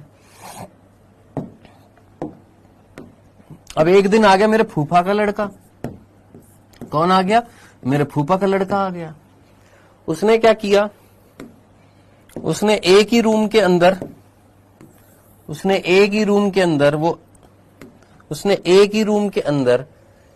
सिर्फ 1 किलो चारा रख दिया। बोला आज मैं एक प्रैक्टिकल करूंगा। मैंने कहा ठीक है, करते हैं। उसने 1 किलो चारा एक रूम में रखा, और यहीं पर 5 गाय भी रख दी। वो जो 5 गाय थी वो भी, और 5 भैंस जो थी वो भी, एक साथ एक ही रूम में एक ही जगह पर खोल दी। भैंसों को भी और गायों को भी एक ही जगह पर डाल दिया। ठीक है, चारा 1 किलो रख दिया, या चलो 2 किलो कर दिया। ले मेरे भाई 2 किलो कर दिया, 1 किलो ये वाला, 1 किलो ये वाला, 2 किलो यहां पर रख दी। अब बताओ, क्या ये गाय तराजू तोलेंगी? तराजू लेकर चलेंगी कि अच्छा इसमें से 1 किलो इधर करते हैं, और भैंस जो है वो तराजू लेकर चलेंगी कि 1 किलो इधर रख लेते हैं? क्या ये आपस में इनके सामने रखा हुआ है भोजन, क्या ये तोलमोल करेंगे आपस में? है गाय भैंस से बतिया रही है, भैंसिया 1 किलो तुम रख लो, भैंसिया गाय से कह रही है 1 किलो तुम रख लो। नहीं ना, जब उनको दिख रहा है कि सामने भोजन है, गाय टूट पड़ेगी, भैंस टूट पड़ेंगी आपस में, क्या ये एक दूसरे को नुकसान पहुंचाएंगे कि नहीं पहुंचाएंगे? सिंपल सी बात है, सोचो, दिमाग लगाओ। क्या ये एक दूसरे को नुकसान पहुंचाएंगी? क्या ये 5 गाय को प्रॉपरली 1 किलो चारा मिल पाएगा? सोचो, इनमें से भैंस जो थी थोड़ी सी तगड़ी थी, है, उन 5 भैंसों ने मान लो कितना 1.5 किलो चारा खा लिया। ये मान लो गाय तगड़ी थी, उन्होंने ज्यादा खा लिया। तो क्या प्रॉपर स्रोत मिल पाया? संसाधन जो था प्रॉपर इसको मिल पाया या प्रॉपर इसको मिल पाया? एक दूसरे को क्या कर रही है सर? नुकसान भी तो पहुंचाएंगी ना, मारेंगी कूटेंगी भी तो सही। तो जरा सोचिए, क्या इसको नुकसान हुआ? हाँ जी। क्या इनको नुकसान नहीं हुआ? इनको भी नुकसान हुआ। तो नुकसान दोनों को हो रहा है, यानी स्पर्धा में कहीं ना कहीं दोनों ही जातियों को क्या होता है गुरु? नुकसान होता है। ये था पहला बिंदु, खत्म।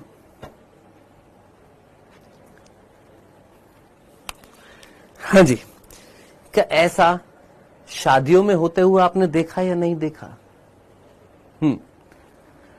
सर क्या ऐसा नीट के कंपटीशन में तो नहीं होता? क्यों नहीं होता? सोच मेरे दोस्त, मोहम्मद अजीम, तेरे को पता लगा तेरा दोस्त है मोहम्मद, तू है मोहम्मद अजीम,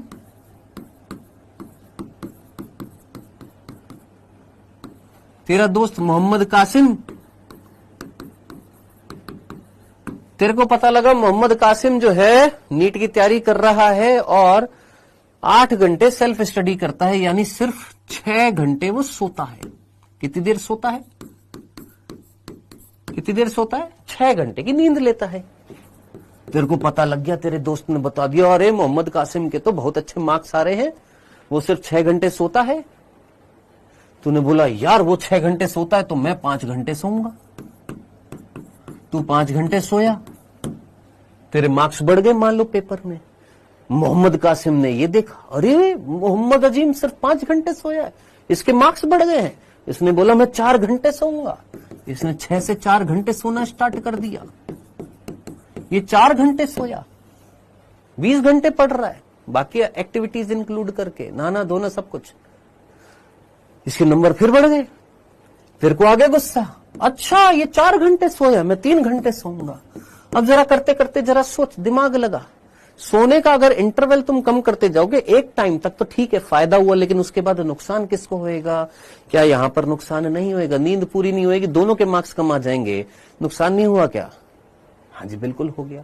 तो यहां पर भी नुकसान हो रहा है हेल्थ को, यहां पर भी नुकसान हो रहा है हेल्थ को, क्योंकि अगर आप प्रॉपरली नहीं सोएंगे, अपना प्रॉपर टाइम टेबल के साथ इंक्लूड करके नहीं सोएंगे, सिर्फ ये सोचेंगे कि कम सोने से ज्यादा मार्क्स आते हैं, तो ये बिल्कुल गलत हो जाएगा। तो आप स्पर्धा तो कर रहे हैं लेकिन नुकसान दोनों को हो रहा है। ठीक है जी, क्लियर है? चलें आगे, चलिए आगे बढ़ते हैं, आगे बढ़ते हैं, आगे बढ़ते हैं, नेक्स्ट आगे बढ़ते हैं। चलिए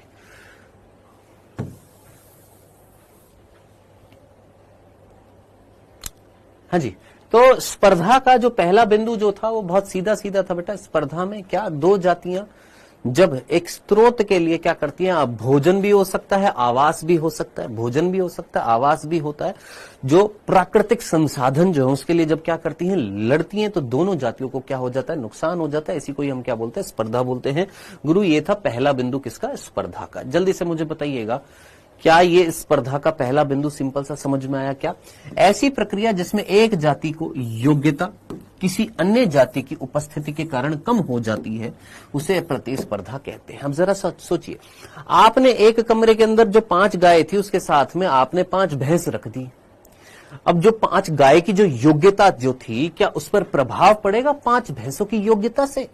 तो क्या उस उपस्थिति के कारण उसकी योग्यता कम नहीं हो जाएगी? हाँ सर, हो गई ना, नुकसान हुआ ना, किसी के एंट्री लेते ही। सोचो, किसी के एंट्री लेते ही नुकसान हुआ, कमी आई, इसी को ही हम क्या बोल रहे हैं, स्पर्धा बोल रहे हैं। नहीं, अब जरा सोचो, आपके स्कूल में नहीं होता था ना कि इस साल एक नया बच्चा आया है और वो नया बच्चा पढ़ाई में बहुत इंटेलिजेंट है। अब जब वो इंटेलिजेंट है, वो सारे आंसर देता है क्लास में, तो बाकी बच्चों को एलर्जी होती है कि नहीं होती है? अरे ये कहां से आ गया यार, इसके कारण टीचर तो हमको देखती नहीं है। या आपने देखा होगा कई बार क्या होता है, एक स्कूल में एक क्लास है, मान लो 9th क्लास की, ये बात याद आ रही होगी, एक बच्चा जो फर्स्ट रैंक लेकर आता था 9th क्लास में, एक नया बच्चा इस क्लास में आया, अब वो फर्स्ट रैंक लेकर आता है। जो पहले फर्स्ट रैंक लेकर आता था वो सेकंड रैंक लेकर आता है। जो सेकंड रैंक लेकर आ रहा है उसको जलन नहीं होती है ना, उसकी योग्यता कम नहीं हो गई? हाँ सर, योग्यता कम हो गई, हालांकि वो भी अभी भी रैंक अच्छी लेकर आ रहा है, लेकिन योग्यता तो कम हो गई। क्या हो गया सर, स्पर्धा हो गई है ना? डन। तो ये बहुत अच्छा एग्जाम्पल था किसका, स्पर्धा का। चलिए जी, तो पहला बिंदु समझ में आ गया, स्पर्धा, जिसमें दो जाति हैं, दोनों जातियों को क्या होएगा गुरु, नुकसान होएगा। ये पहला बिंदु था, सीधा सीधा सा। दूसरे बिंदु पर आते हैं, जल्दी से मुझे बताइएगा, ये स्पर्धा जो है, ये स्पर्धा जो है, क्या ये दो अलग अलग जातियों के बीच में हो सकती है या एक ही जाति के दो सदस्यों के बीच में हो सकती है? सर दोनों तरह से। गाय और भैंस के बीच में अगर स्पर्धा हो रही थी तो अलग अलग जाति थी, तो इसको हम क्या बोलेंगे, अंतर जातीय प्रतिस्पर्धा। और सोचो, एक ही जगह पर आपने 1 किलो चारा डाल दिया और 5 गायों को छोड़ दिया। 5 गायें भी तो आपस में लड़ सकती है ना, जरूरी थोड़ा ना उन सभी में ही अच्छा प्रेम होगा कि 5 गायें, हाँ तू भी खा ले मैं भी खा लेती, हो सकता है वो भी भिड़ ले, है ना? तो क्या यहां पर प्रतिस्पर्धा अंतराजातीय भी हो सकती है? बिल्कुल हो सकती है। तो दोनों प्रकार की प्रतिस्पर्धा हो सकती है।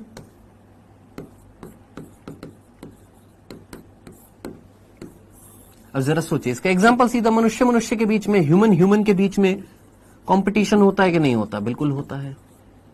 फूड के लिए होता है, खाने के लिए होता है, बिल्कुल होता है, रहने के लिए होता है, बिल्कुल होता है। अंतरजातीय प्रतिस्पर्धा, जरा सोचिए, यहां पर क्या, यहां पर टाइगर और हाइना के बीच में हो सकता है? सर टाइगर और हाइना, टाइगर तो नाम सुना है सर, ये हाइना क्या होता है? मैंने कहा हाइना दिखा देता हूं फटाफट, ताकि आप लोगों को याद आ जाए कि आपने ऐसा कोई जीव देखा हुआ है। लकड़बग्गा बोला जाता है इसको। ऐसे जीव जंतु कभी देखे हैं आपने नेशनल ज्योग्राफिक चैनल पर या कभी इस तरीके का? इसको हम लकड़बग्गा बोलते हैं। आसपास देखा होगा, गांव में आसपास आ जाता है ये, इस तरीके का, ये देखा है, इसको हम लकड़बग्गा बोलते हैं। मेरे सामने एक बार आ गया था, मेरे ही कॉलेज में आ गया था ये। रात को मैं और मेरे दोस्त घूम रहे थे, कॉफी पी रहे थे, हमने बोला चलो एक बार सैर पर चलते हैं। तो क्या होता है, जितने भी सरकारी कॉलेजेस या यूनिवर्सिटीज जो होती है थोड़ा सा इस तरीके से होती है, अंदर जाके ऐसे इलाकों में होती है, तो वहां पर इस तरीके से ये हाइनाज आ जाते हैं, कई बार चीते भी आ जाते हैं। तो एक बार हमारे सामने से क्रॉस कर गया था। चलो जी, आप लोगों ने देखा होगा ये लकड़बग्गा हाइना, कभी ना कभी मूवीज में या कहीं ना कहीं देखा होगा। तो बेटा जरा सोचिए, टाइगर और ये हाइनास जो है, इनके सामने कौन है भैया? इनके सामने डियर है, हिरण है। क्या ये उसके लिए लड़ेंगे? बिल्कुल लड़ते हैं, ठीक है। सो कुल मिलाकर क्या दो अलग अलग जातियों के बीच में प्रतिस्पर्धा हो सकती है? बिल्कुल हो सकती है। अलग अलग जाति के बीच में, सेम जाति के बीच में प्रतिस्पर्धा हो सकती है, बिल्कुल प्रतिस्पर्धा हो सकती है। अब आप मुझे बताइएगा, इनमें से कौन सी प्रतिस्पर्धा जिसके कारण एक नई जाति की उत्पत्ति हो सके? सर आप डरे नहीं बेटा, उस टाइम पे ना खून बहुत खोलता था ऐसी चीजों को देखने का, क्योंकि सिर्फ टीवी तक देखी होती थी ना। तो हम 3-4 दोस्त थे, पहले तो बहुत जोर जोर से भागे। मैं थोड़ा सा हाइट में उन 3 में से थोड़ा सा छोटा था, बाकी जो दो तीन थे वो मेरे से थोड़े से ज्यादा बड़े थे, तो वो लंबे लंबे भाग रहे थे, मैं पीछे पीछे रह गया था। चलो अभी वो चीजें छोड़ते, नहीं तो उन चीजों पर फोकस हो जाएगा, पढ़ाई पर फोकस नहीं होगा। अभी यहां पर फोकस करिएगा। ह्यूमन के बीच में प्रतिस्पर्धा हो रही है, टाइगर और हाइना के बीच में प्रतिस्पर्धा हो रही है। इनमें से कौन सी प्रतिस्पर्धा रिस्पॉन्सिबल होगी एक नई जाति की उत्पत्ति के लिए? सर हमारे गांव में हर रात आते हैं। चलो ठीक है, बच के रहना बेटा। जल्दी से मुझे बताइए, इनमें से कौन सी प्रतिस्पर्धा होगी जिसके कारण कहीं ना कहीं नई जाति की उत्पत्ति हो सकती है? सोचो, ह्यूमन से रेस कर रहे हैं, ह्यूमन से स्पर्धा कर रहे हैं, क्या यहां पर कोई नई जाति की उत्पत्ति हो सकती है? सोचो, सेम जेनेटिक कॉन्स्टिट्यूशन है, सेम जेनेटिक है, जेनेटिकली दोनों सेम है, यहां जेनेटिकली दोनों डिसिमिलर है। यहां पर कंपटीशन अगर होएगा, है ना, तो उस कंपटीशन के कारण कहीं ना कहीं एक नई जाति की उत्पत्ति के चांसेस जो हैं वो ज्यादा बढ़ जाएंगे। सोचो, जेनेटिक कॉन्स्टिट्यूशन सेम है, यहां पर बदलाव, और यहां पर जेनेटिक कॉन्स्टिट्यूशन अलग है, आनुवांशिक रूप से अलग अलग है, यहां पर बदलाव आएगा। तो नई जाति की उत्पत्ति के लिए कौन सी प्रतिस्पर्धा रिस्पॉन्सिबल होगी? तो याद आ रहा होगा आपको डार्विन अंकल। तो डार्विन अंकल ने बोला था कि अगर नई जाति की उत्पत्ति करनी है तो वो नई जाति की उत्पत्ति करने के लिए कौन सी प्रतिस्पर्धा रिस्पॉन्सिबल होती है? तो अंतर जातीय प्रतिस्पर्धा जो होती है वो नई जाति की उत्पत्ति के लिए एक प्रबल दावेदार होती है, एक बल देती है, एक फोर्स देती है। एक तरीके से ये प्रतिस्पर्धा रिस्पॉन्सिबल होती है नई जाति की उत्पत्ति के लिए। ये क्वेश्चन नीट में पहले कई दफा पूछा गया है, प्रीवियस ईयर क्वेश्चन में, ये याद रखना। हाँ जी, ये क्वेश्चन पहले पूछा गया है नीट में कई दफा। सर उस बैच में आप एनसीईआरटी लाइन बाय लाइन करवा रहे हो? हे भगवान,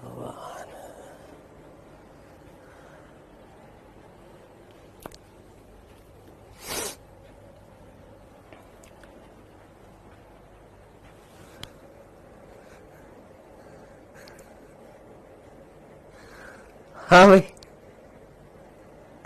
तुम्हारी एनसीईआरटी लाइन बाय लाइन के चक्कर में ना मेरे ना बालों में फफूंदी लग गई थी, कसम से, सच्ची कह रहा हूं। तुम्हारे ये एनसीईआरटी लाइन बाय लाइन के चक्कर में मेरे बालों में ना फफूंदी लग गई थी, फंगल इन्फेक्शन हो गया था। तुमने इतना दिमाग खराब कर दिया, मेरे को फाइनली ये कराना पड़ गया, कसम से। ये हालत कर दी तुम लोगों ने, समझ रहे हो? देख रहे हो? अरे बांगड़ुओं, मजा आया, स्कूल की छुट्टी हो गई।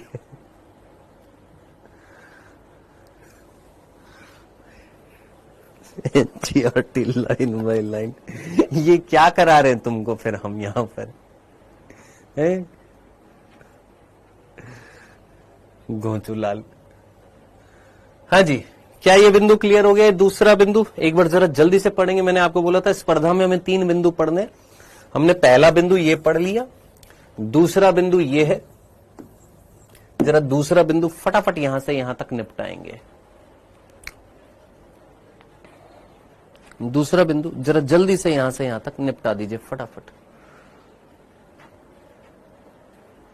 हाँ, अच्छा संजना नीट, ओके।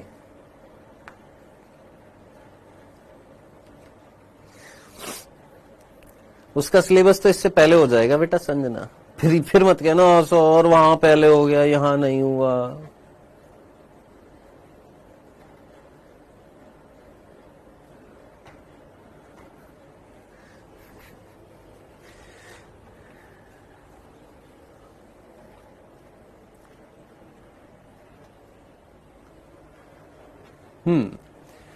सर आजकल को मार्केट में जो अंडे आते हैं उनको खाना चाहिए।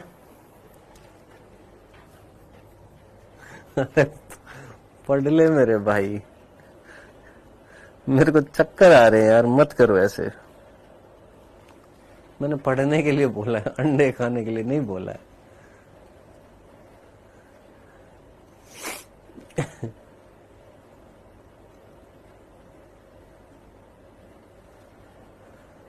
कोई बात नहीं भावना पटेल, मैं सारी एक साथ क्वेश्चंस की एक वो बना दूंगा, ठीक है, और मैं आपको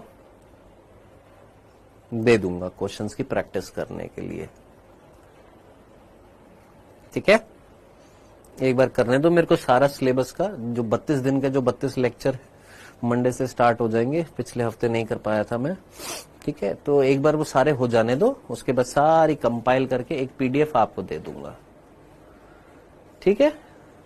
हाँ जी, ये पढ़ लिया सभी ने। दूसरा बिंदु क्लियर हो गया कि स्पर्धा जो है, डार्विन ने क्या बताया था कि अगर योग्यतम की उत्तरजीविता जीवन का संघर्ष अगर कहें तो जैव विकास में यानी विकास करने के लिए अंतरजातीय प्रतिस्पर्धा जो है वो एक शक्तिशाली बल है। ये जरूर याद रखना, भूल मत जाना, यहां से क्वेश्चन पूछा गया है।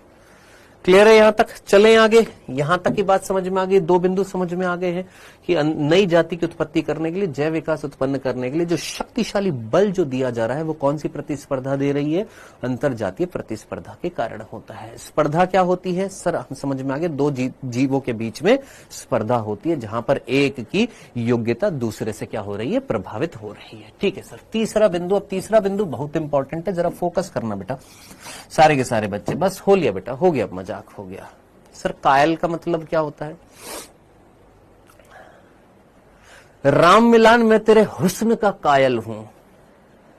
अब देख, तेरा अपने आप अंदर से देख, तेरे को मीनिंग आ जाएगा तेरा।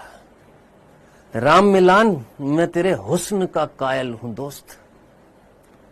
अब बता, मीनिंग आया? आया मीनिंग? अंदर से आया मीनिंग?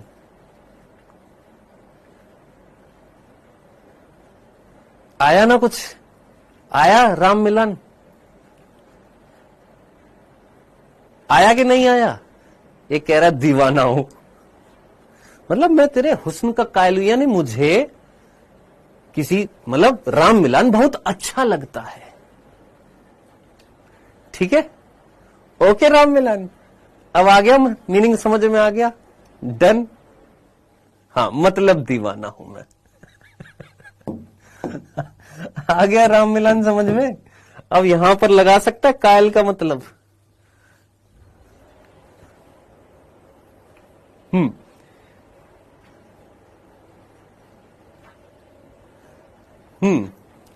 मतलब दीवाना था, पगलेट था, मतलब पूरा विश्वास है मुझे, मैं तेरे हुस्न का कायल हूं, यानी मैं बहुत ही ज्यादा प्रभावित हूं, मुझे बहुत अच्छा लगता है तू यार दोस्त। ठीक है, डार्विन जो थे वो बिल्कुल कायल थे, मतलब पूर्ण रूप से वो सुनिश्चित थे कि भैया अगर जैव विकास करना है, पूर्ण रूप से दीवाने थे वो किस चीज के, कि अगर जैव विकास करना है तो अंतरजातीय परजीविता जो होगी वो एक शक्तिशाली बल होएगा। अब ठीक है, चलें आगे। अरे आइए आगे बढ़ते हैं, तीसरे बिंदु पर बढ़ रहा है। तीसरा बिंदु जरा फोकस के साथ में सुनेंगे सभी बच्चे। जल्दी से मुझे बताइए, स्पर्धा जो है क्या ये अलग अलग जातियों के बीच में, अगर हम देखिए, हम यहां पर किसकी बात कर रहे हैं? स्पर्धा जो है अलग अलग जातियों के बीच में भी हो सकती है, एक ही जाति के सदस्यों के बीच में भी हो सकती है, ये हमको समझ में आ गया। ठीक है, अब हम बात कर रहे हैं सर ये स्पर्धा जो है क्या ये सेम जाति के जीवों के बीच में होती है? हाँ जी बिल्कुल होती है, यानी क्लोज्ड रिलेटिव्स के बीच में हो सकती है, यानी अज्ञात जीवों के बीच हो सकती है।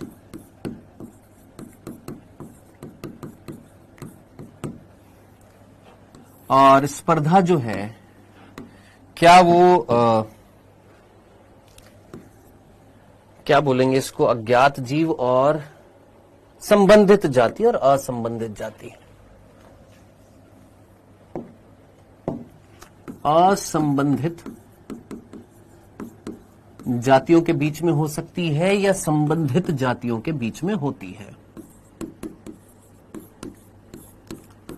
जल्दी से आंसर बताएंगे, सोचिए। क्या ये संबंधित जातियों के बीच होती है या असंबंधित जातियों के बीच में होती है? जब संसाधन सीमित होते हैं तब होती है या जब संसाधन अपार होते हैं तब होती है?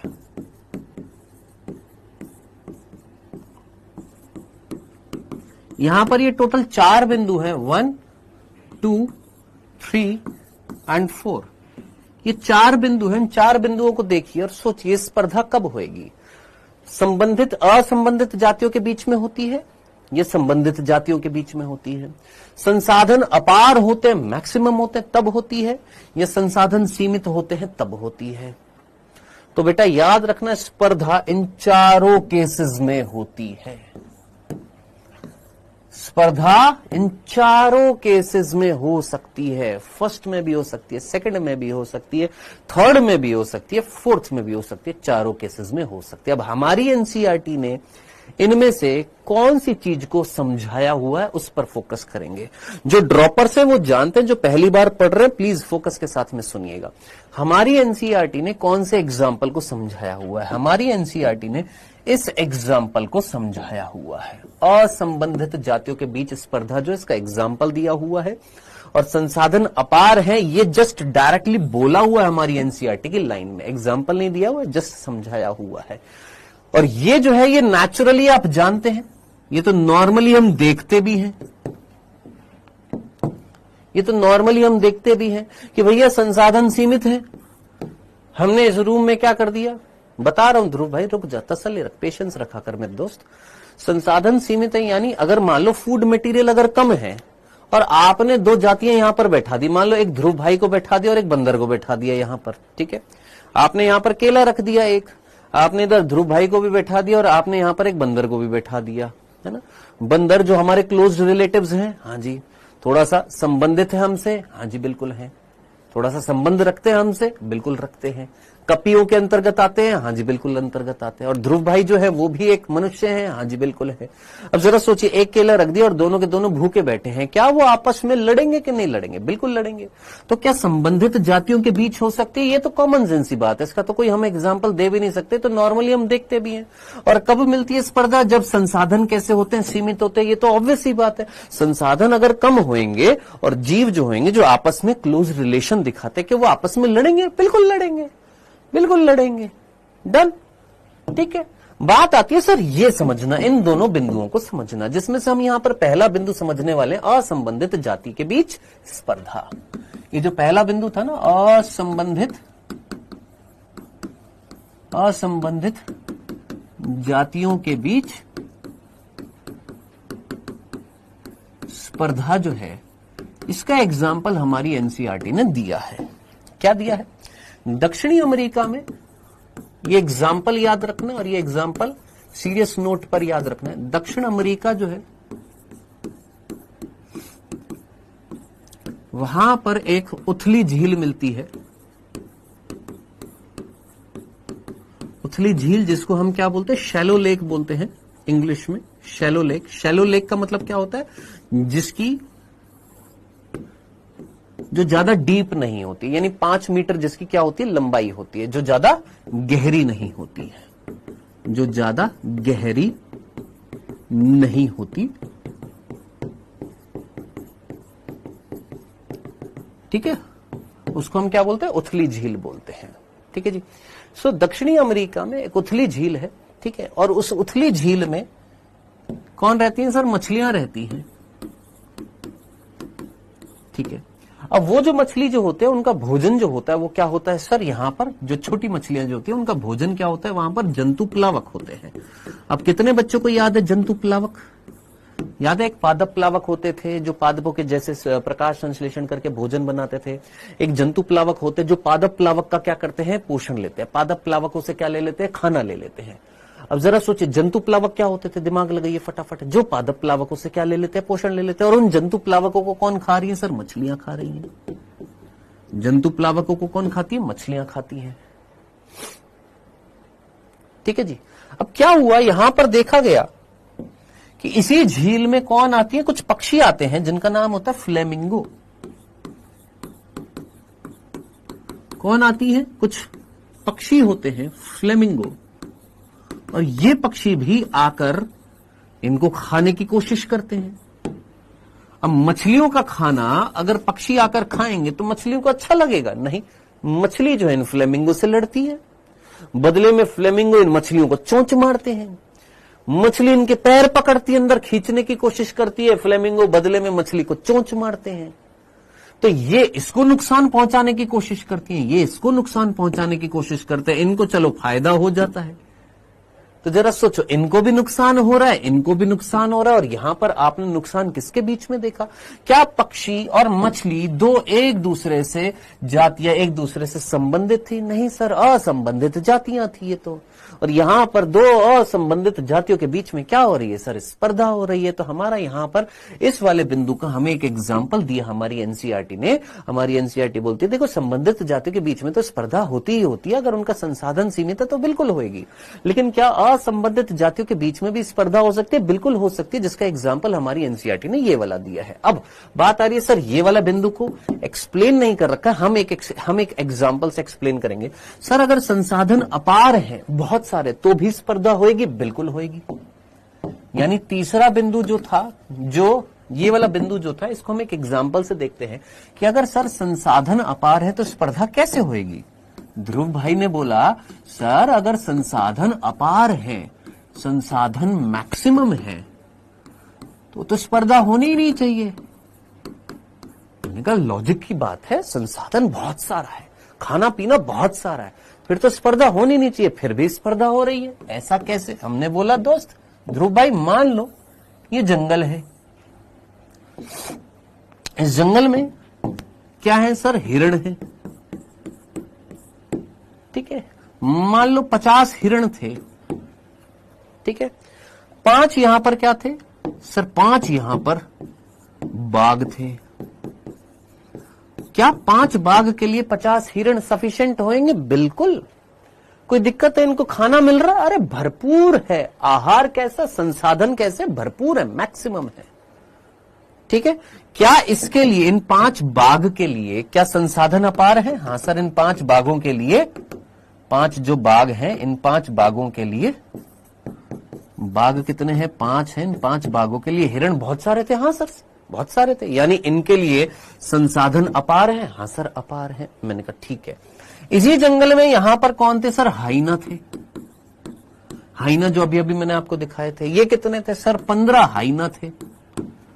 अब क्या 15 हाइना के लिए क्या 50 हिरण अपार है? हाँ, बहुत सारे।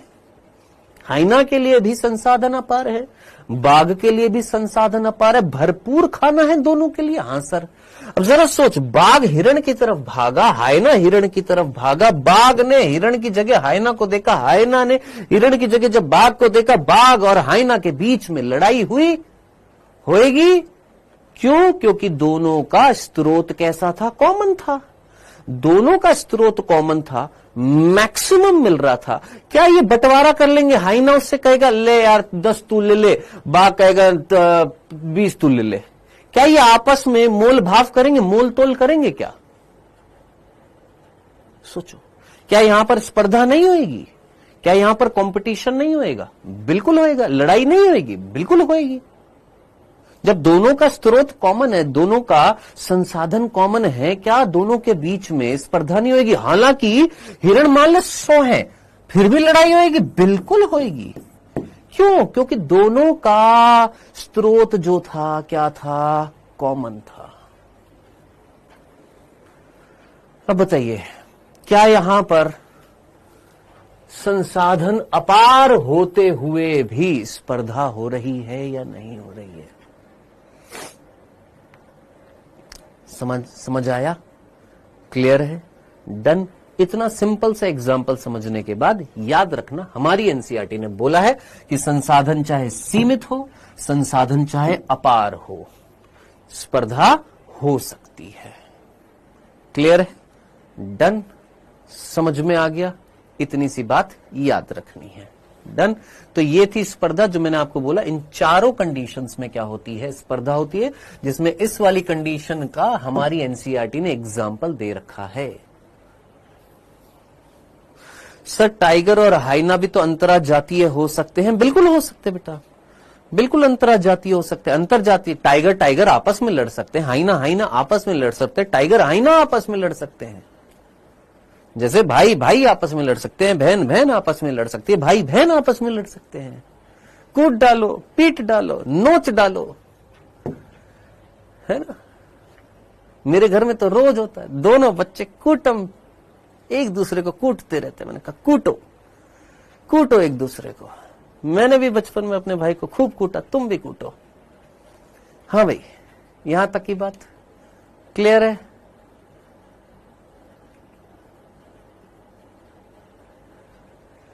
चलो जी,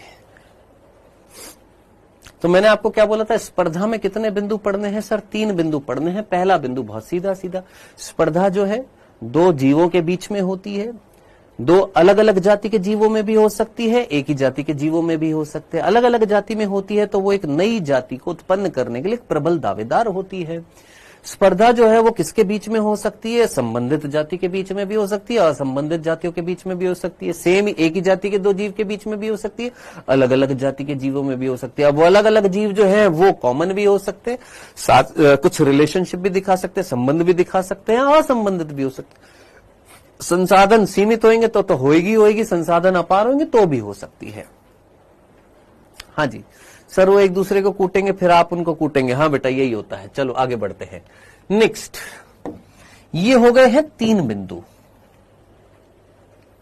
ये हो गए हमारे कितने बिंदु हो गए? ए बी सी लिख देता हूं, ए बी और सी।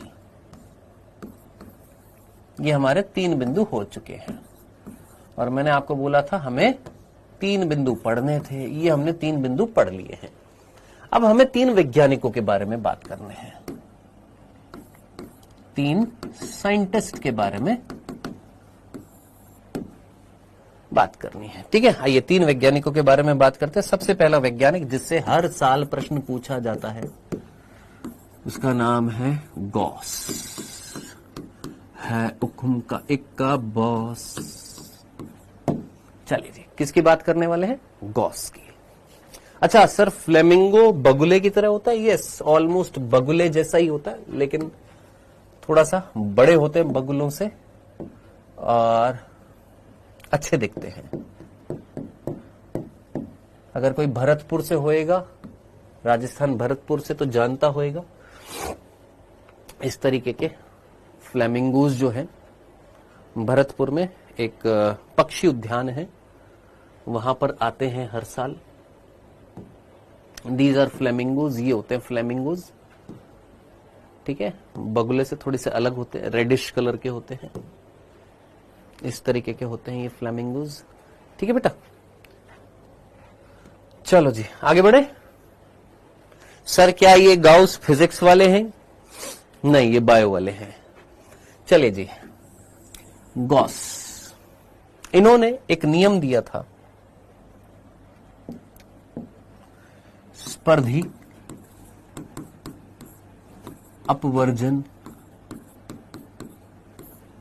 का नियम। याद रखना, स्पर्धी अपवर्जन का नियम दिया था। ठीक है जी, स्पर्धी अपवर्जन या स्पर्धा अपवर्जन का नियम दिया था। कॉम्पिटिटिव एक्सक्लूजन प्रिंसिपल दिया था इन्होंने।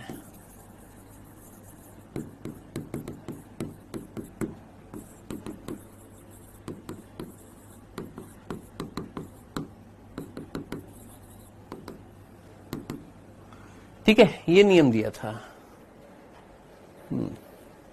सर सरस है, हाँ सरस मान लो, ठीक है जी। चलो जी, तो स्पर्धी अपवर्जन का नियम दिया था, ये क्वेश्चन पूछा गया है, याद रखना, भूल मत जाना। क्या बोला? गॉस ने स्पर्धी अपवर्जन का नियम दिया था, कॉम्पिटिटिव एक्सक्लूजन प्रिंसिपल दिया था। क्या किया था इन्होंने? ध्यान से सुनो ना। उन्होंने एक केस स्टडी करी थी,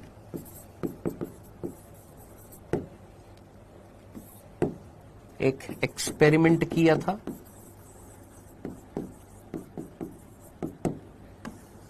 एक एक्सपेरिमेंट किया था और एक केस स्टडी करी थी।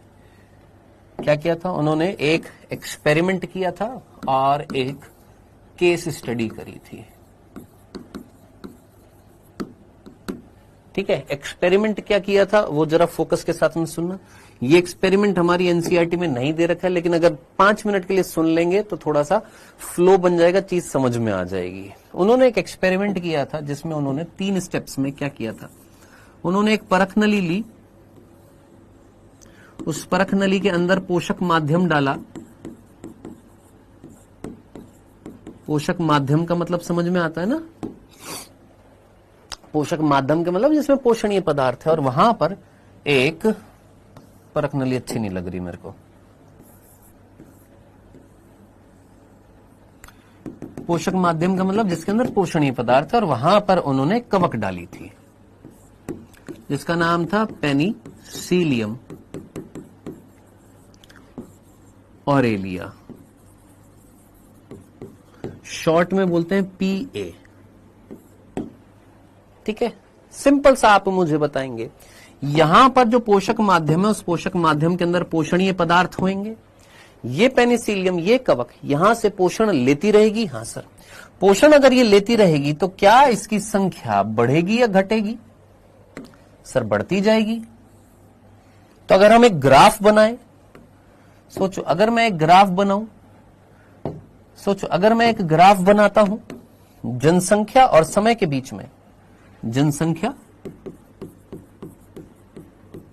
समष्टि और टाइम के बीच में, तो क्या ये ग्राफ कुछ इस तरीके का बनेगा? इनकी संख्या बढ़ती जा रही है, बढ़ती जा रही है, बढ़ती जा रही है, एक समय के बाद कांस्टेंट हो गई। क्यों? क्योंकि पोषक पदार्थ खत्म हो जाएंगे, यही ना?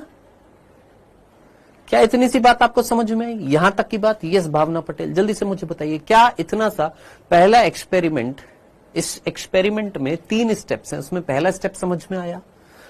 परख नली के अंदर पोषक माध्यम डाला, पोषणीय पदार्थ डाले, जिसके अंदर कवक डाली, कवक ने पोषण लिया, अपनी संख्या बढ़ाई, संख्या बढ़ाते बढ़ाते बढ़ाते बढ़ाते बढ़ाते एक समय ऐसे आया कि जब अंदर पोषक माध्यम क्या हो जाएगा? कम हो जाएगा, तो उनकी संख्या कांस्टेंट हो जाएगी।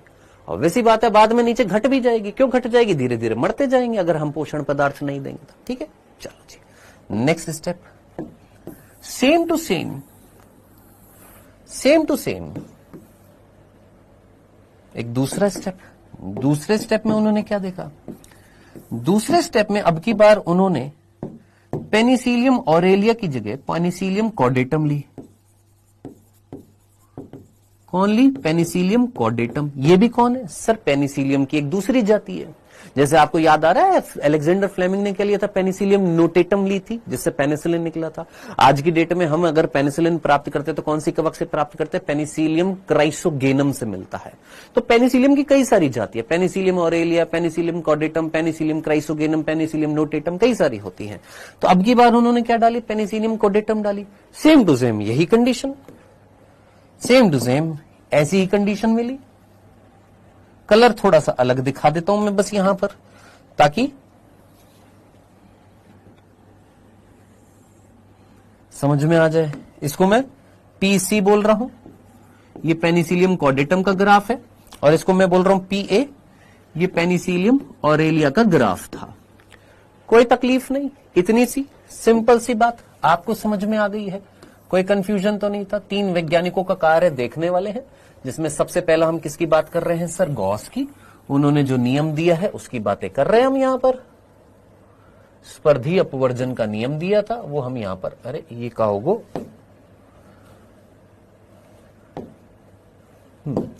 स्पर्धी अपवर्जन का नियम देख रहे थे।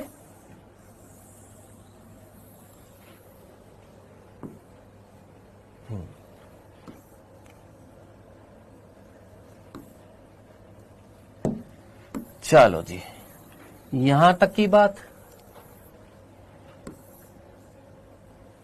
ये 2 स्टेप समझ में आ गए, कोई तकलीफ नहीं, आराम से चीज क्लियर हो गई है। नेक्स्ट तीसरे चरण में देखना, तीसरे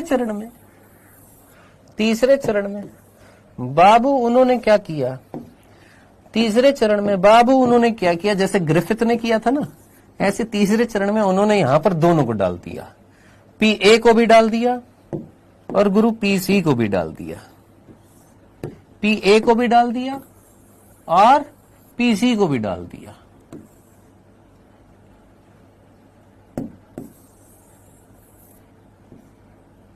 पेनिसिलियम ऑरेलियम भी डाल दिया, ऑरेलिया भी डाल दिया और पेनिसिलियम कॉर्डेटम भी डाल दिया। और अब की बार जब उन्होंने ग्राफ देखा तो ग्राफ कुछ इस तरीके से था, पेनिसिलियम कॉर्डेटम तो और पेनिसिलियम ऑरेलिया वाला, यानी अगर आप फोकस के साथ में सुने समझें तो चीज आपको समझ में आ जाएगी। देखिए पहले ये ग्राफ की लंबाई देखिए,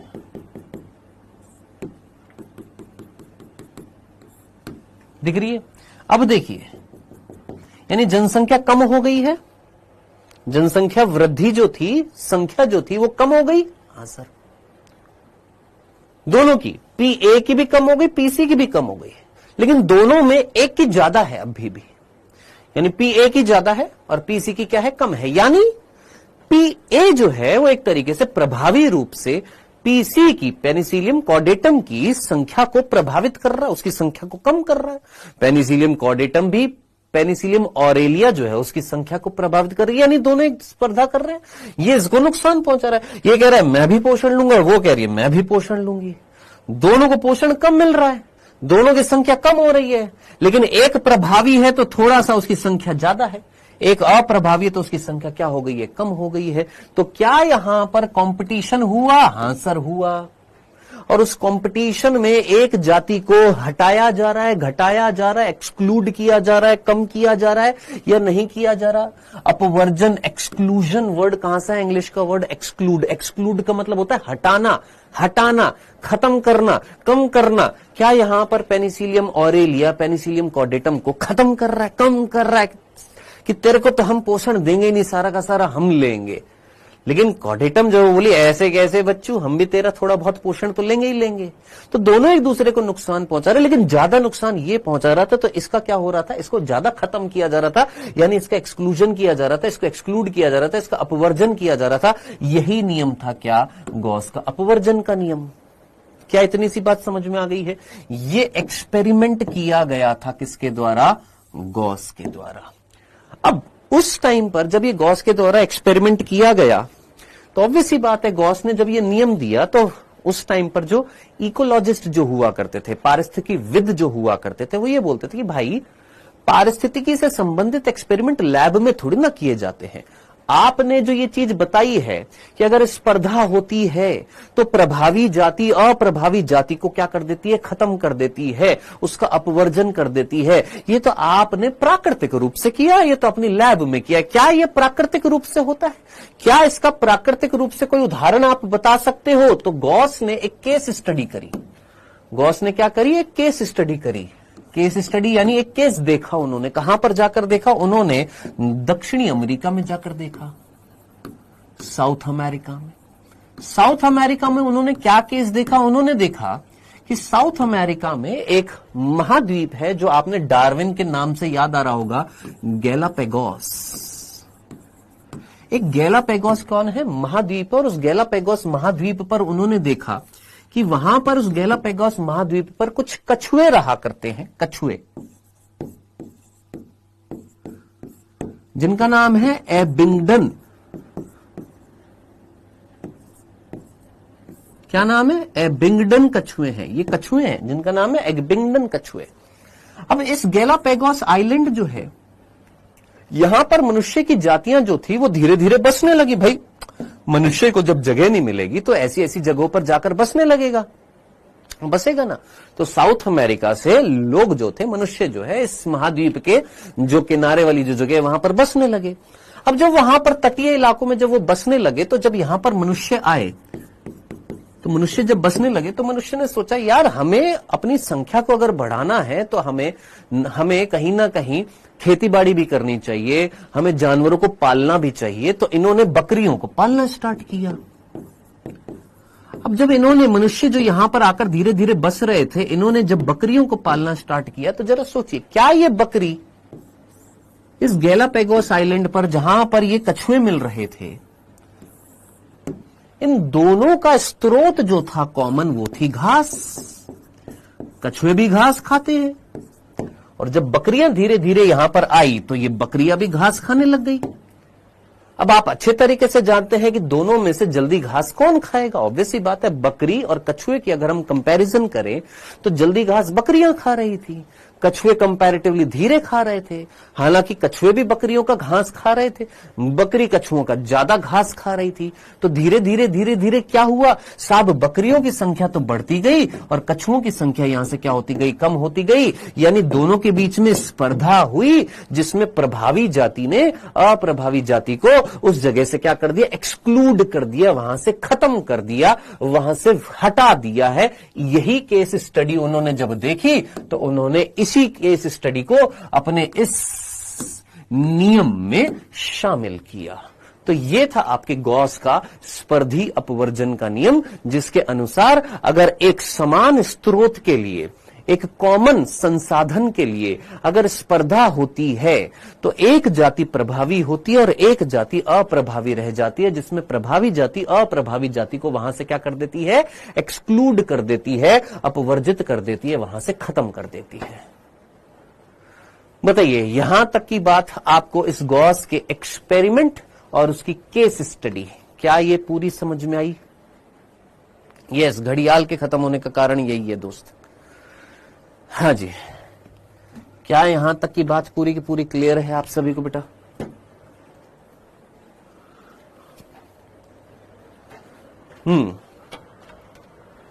कोई है क्या इधर? क्लियर है सर? क्या XY क्रोमोसोम भी कंपटीशन कर सकता है सर?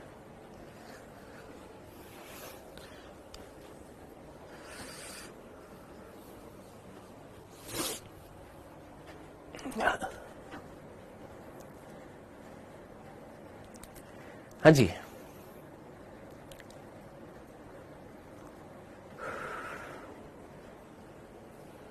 क्लियर है बेटा? चलें आगे, बढ़े आगे। सर टेस्ट का सिलेबस ऑलरेडी बता दिया था बेटा। टेस्ट में आपके इस संडे को नहीं होएगा, नेक्स्ट संडे को टेस्ट होगा, जिसमें बायोटेक्नोलॉजी आएगी।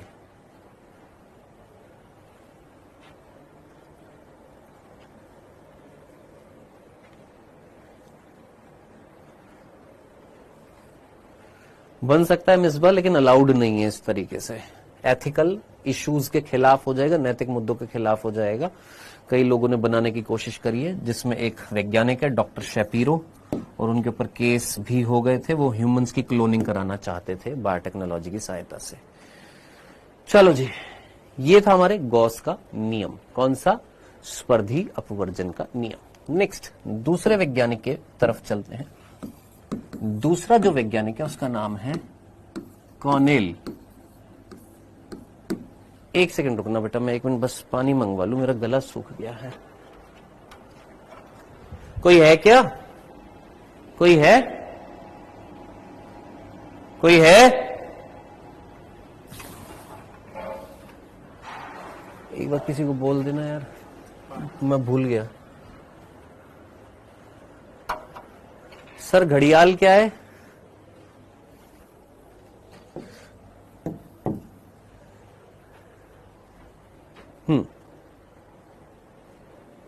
आइए फोकस करते हैं उस चीज पर जिस पर प्रश्न पूछा जाएगा। तुम्हारे प्रश्न उस चीज पर ज्यादा होते हैं जिससे कुछ नहीं पूछा जाता है। सर क्या करना चाहते थे वो? आओ, कॉर्नेल जो है उन्होंने एक नियम दिया था, उसका नाम था स्पर्धी मोचन का नियम।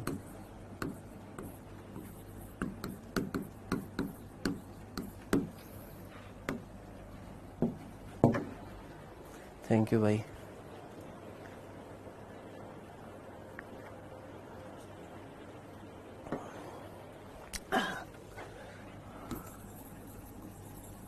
कॉम्पिटिटिव रिलीज प्रिंसिपल, ये उन्होंने दिया था। कॉम्पिटिटिव रिलीज प्रिंसिपल दिया था, स्पर्धी मोचन का नियम दिया था। क्या किया था उन्होंने, देखिएगा, स्कॉटलैंड में उन्होंने काम किया था। स्कॉटलैंड एक जगह है, ठीक है, कि इन्होंने, कॉर्नेल एक वैज्ञानिक है, उन्होंने देखा स्कॉटलैंड में जहां पर वो काम कर रहे थे, एक चट्टान पर 10 सालों तक उन्होंने काम किया। ऐसे नहीं है, एक साल नहीं, एक चट्टान है जहां पर 10 सालों तक इन्होंने काम किया। इस चट्टान पर उन्होंने देखा यहां पर लहरें आ रही हैं,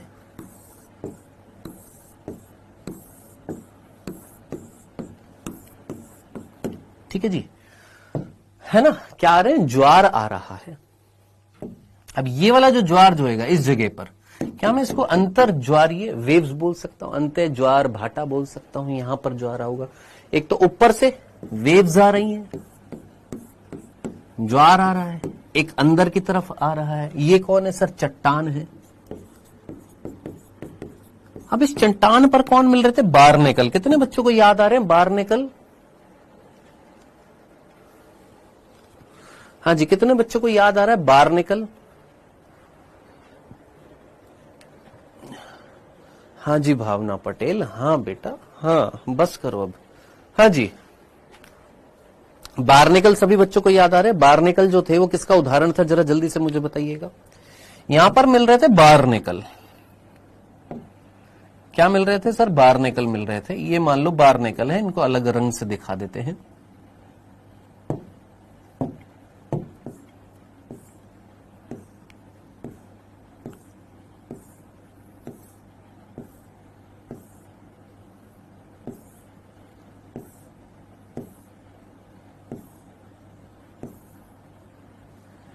ठीक है जी, और एक ये बार्नेकल है,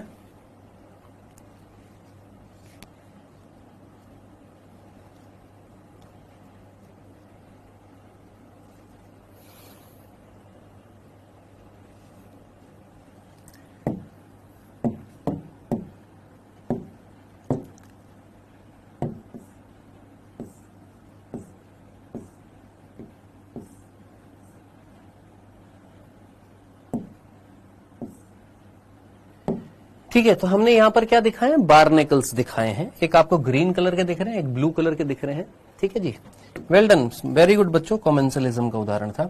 यहां पर ये जो बार्नेकल दिख रहे हैं, इनकी ये दो बार्नेकल की दो जातियां हैं, ठीक है। एक जो ऊपर की तरफ जो यहां पर मिल रहे हैं वो है चैथेमेलस, और नीचे जो मिल रहे हैं वो है बैलेनस। कौन सा, ऊपर जो मिल रहे हैं वो कौन से, चैथेमेलस, और नीचे जो मिल रहे हैं वो है बैलेनस। कौन है सर ये चैथेमेलस बैलेनस, ये है बार्नेकल। कौन है ये, बार्नेकल्स हैं, बार्नेकल्स हैं, जो मेनली वेल्स की सतह पर घूमते रहते हैं। हाँ जी, चट्टानों पर आते हैं, यहां पर चिपक जाते हैं, वेल आती है तो वेल से भी चिपक जाते हैं। चट्टानों पर क्यों मिल रहे हैं, क्योंकि यहां से जंतु प्लावक इनके पास तैरते तैरते आएंगे तो इनको पकड़ भी सकते हैं यहां पर, है ना। तो इनको तो सहारा चाहिए किसी चीज से चिपकने का। चलो जी, यहां तक की बात है। अब आप देखकर मुझे बताइए, यहां पर इस चट्टान पर ज्यादा कौन से मिल रहे हैं, चैथेमेलस मिल रहे हैं कि बैलेनस मिल रहे हैं? सर बैलेनस ज्यादा मिल रहे हैं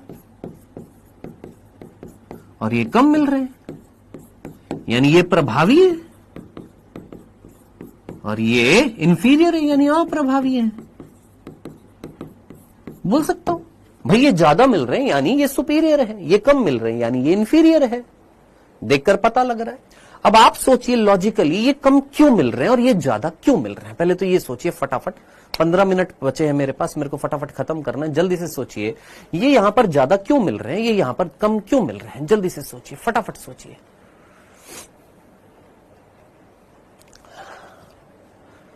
हाँ जी, ये ज्यादा क्यों मिल रहे हैं, ये कम क्यों मिल रहे हैं? ये दे रखे हमारी एनसीईआरटी ने।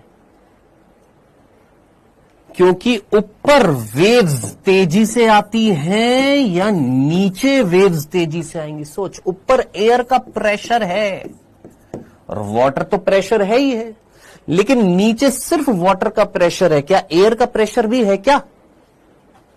थोड़ा कॉमन सेंस लगाइए। ऊपर एयर का प्रेशर भी है, साथ ही साथ वाटर भी pressure, air pressure water pressure दोनों का प्रेशर।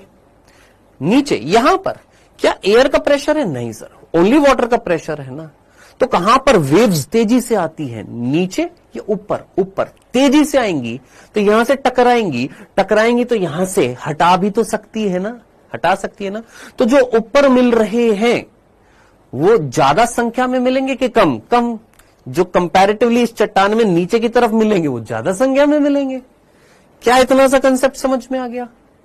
क्या इतनी सी बात समझ में आ गई है कि क्यों ये डोमिनेंट थे और क्यों ये रिसेसिव थे, क्यों ये ज्यादा मिल रहे थे, क्यों ये कम मिल रहे थे? क्या ये चीज क्लियर हो गई है? Done done done done. अब अगर हम यहां पर गॉस की परिकल्पना अगर देखें, गॉस क्या कहते हैं? गॉस ये बोलते हैं कि भैया अगर दो जातियां यहां पर मिल रही हैं, एक जगह पर रहती हैं, दो जातियां रहती हैं, तो ये दोनों जातियां एक दूसरे से स्पर्धा करती हैं। मैंने कहा हाँ, और अगर स्पर्धा करती हैं तो एक जो होती है वो प्रभावी होती है और एक जो होती है अप्रभावी होती है। मैंने कहा हाँ बिल्कुल।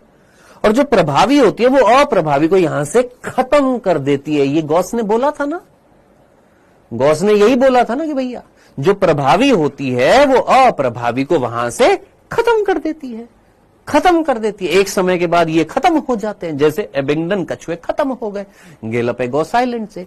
लेकिन कॉनेल ने बोला ना ना ना ना ना ना, ऐसा नहीं होता, खत्म नहीं होते हैं। जो अप्रभावी है खत्म नहीं होते। इन्होंने 10 साल तक यहां पर अध्ययन किया। वो देख रहे थे कि भाई 10 साल में कभी तो खत्म होने चाहिए थे ये तो खत्म ही नहीं हुए। चैथेमेलस 10 साल में खत्म नहीं हुए ये तो, यानी गॉस का वो जो नियम जो था यहां पर लागू नहीं हो रहा। तो कॉनेल ने नियम दिया क्या कि जो प्रभावी होती है वो अप्रभावी को खत्म नहीं कर रही, उसको सीमित कर रही है एक जगह पर, उसको नीचे नहीं आने दे रही है। सोचो, ये इसको यहां नीचे आने दे रही थी? नहीं। खुद ऊपर जा रही थी? नहीं। यानी प्रभावी ने अप्रभावी को एक जगह पर सीमित कर दिया कि भाई तू यहीं पर रह, नीचे मत आ। प्रभावी ने अप्रभावी को एक जगह पर क्या कर दिया? रिलीज कर दिया कि भाई तू यहीं पर रहेगी, रिलीज रहे, यहीं पर रहे, यहीं पर मोचित रहे, यहीं पर रहे, नीचे नहीं आने दूंगी मैं तेरे को। यह है क्या? स्पर्धी मोचन का नियम, सीधा सा।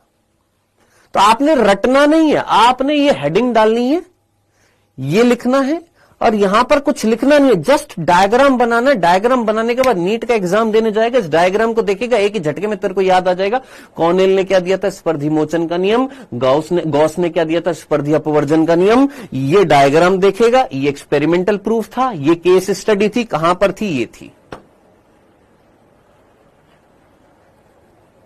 ठीक है। अब आप मुझे बताइए, अगर हम यहां से बैलेंस को हटा दे, तो ये तो हम हटा रहे ना, नेचुरली तो नहीं हट रहा ना। एक बालक बोल रहा है सर अगर यहां से बैलेंस को हटा दे, ये तो हम हटाएंगे ना दोस्त। अगर हमने बैलेंस को हटा दिया तो सीधी सी बात है ये अपनी संख्या बढ़ा देगा, चैथेमेलस जो है पूरी की पूरी चट्टान घेर लेगा। क्यों? क्योंकि जब बैलेंस नहीं रहेगा तो ये पूरी चट्टान घेर लेगा। ठीक, डन। ये था कॉनेल का कार्य। लास्ट तीसरा, यहां से क्वेश्चन पूछा गया 2023 में, मैक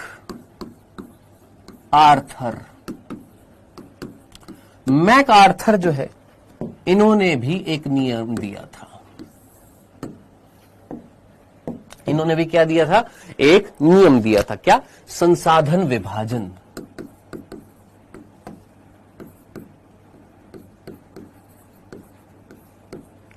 कौन सा नियम दिया था? संसाधन विभाजन। अब इन्होंने कैसे बताया?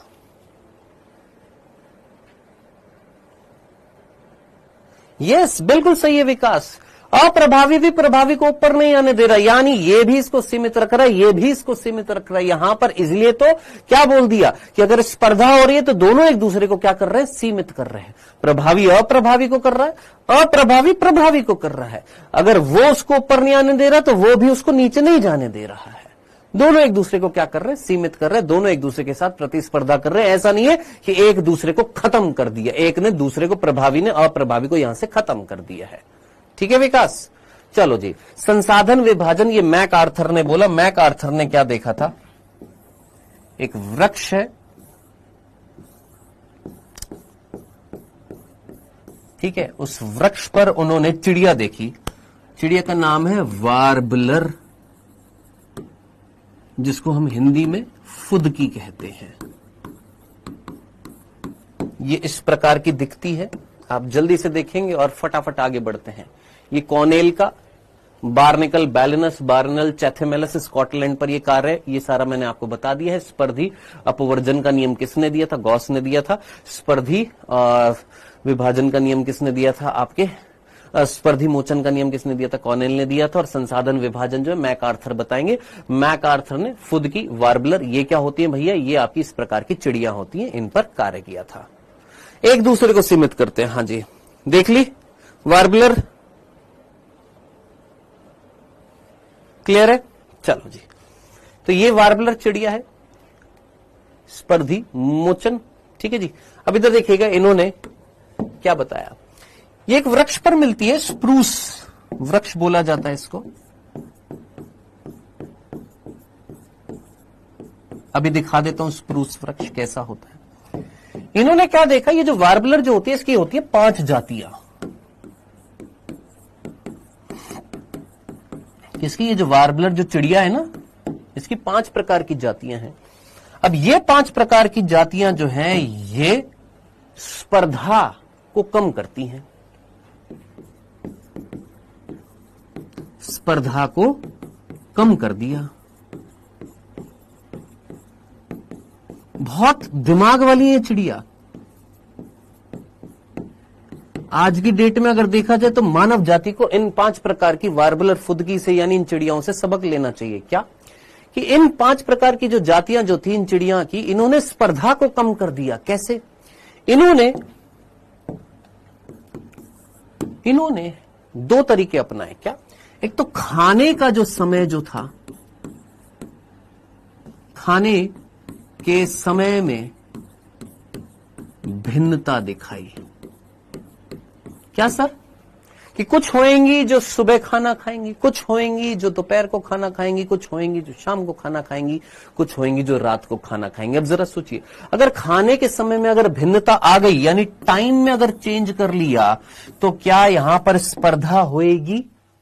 ये 5 जाति, पांचों जाति अलग अलग टाइम पर खाना खा रही थी। मान लो एक ए जाति है जो सुबह 5 से 6 खा ली, दूसरी जाति सुबह सुबह 9 से 10 खाना खा ली, तीसरी जाति जो 2 से 3 खा ली। यानी टाइम में अपने खाना में क्या लेकर आ गई? भिन्नता लेकर आ गई। क्या उससे स्पर्धा कम नहीं हो जाएगी?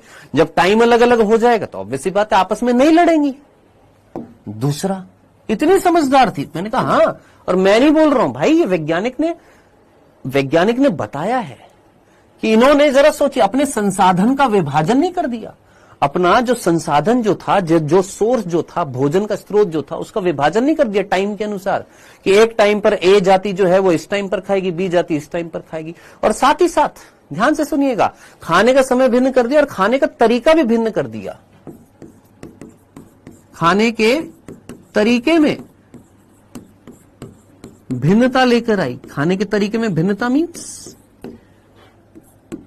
अगर ए जाति ऊपर से खा रही है तो बी जाति यहां से खा लेगी, सी जाति यहां से खाएगी, डी जाति यहां से खाएगी, ई जाति यहां से खा लेगी। समझ में आया? तो जो क्षेत्र जहां से खाना खा रहे वहां पर भी अपना क्या कर दिया? बंटवारा कर दिया है। तो कुल मिलाकर यही तो होता है। नॉर्मल सी बात सोचो, एक घर में लड़ाई कब होती है?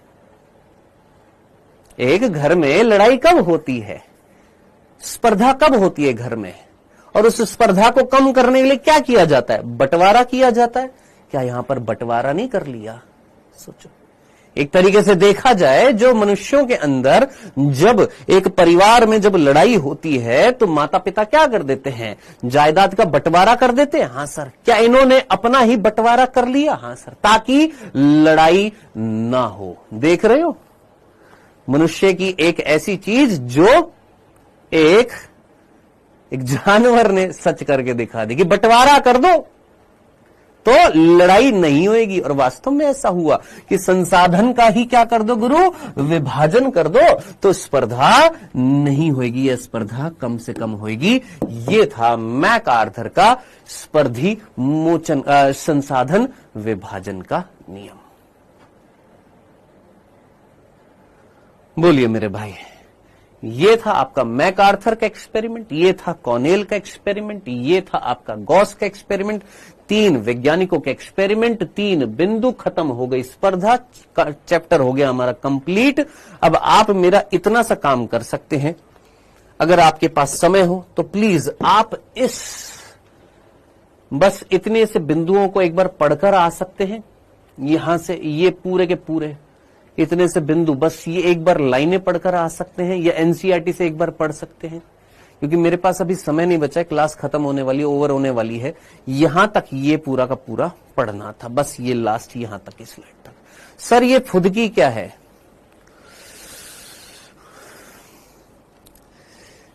ये है फुदकी बेटा, धीरू का बाप।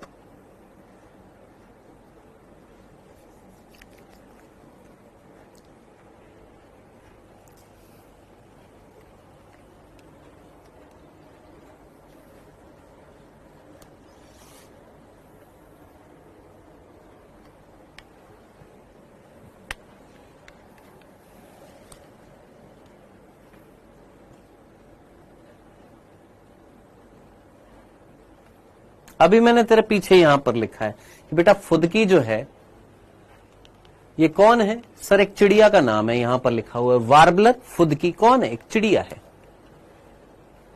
सर ये फुदकी कौन है?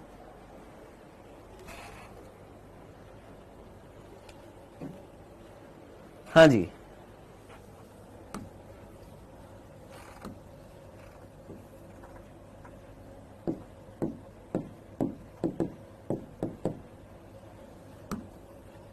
ये देखो भैया, ये इस तरीके से स्प्रूस ट्री होता है, इस तरीके का होता है स्प्रूस ट्री, जिस पर पाई जाती हैं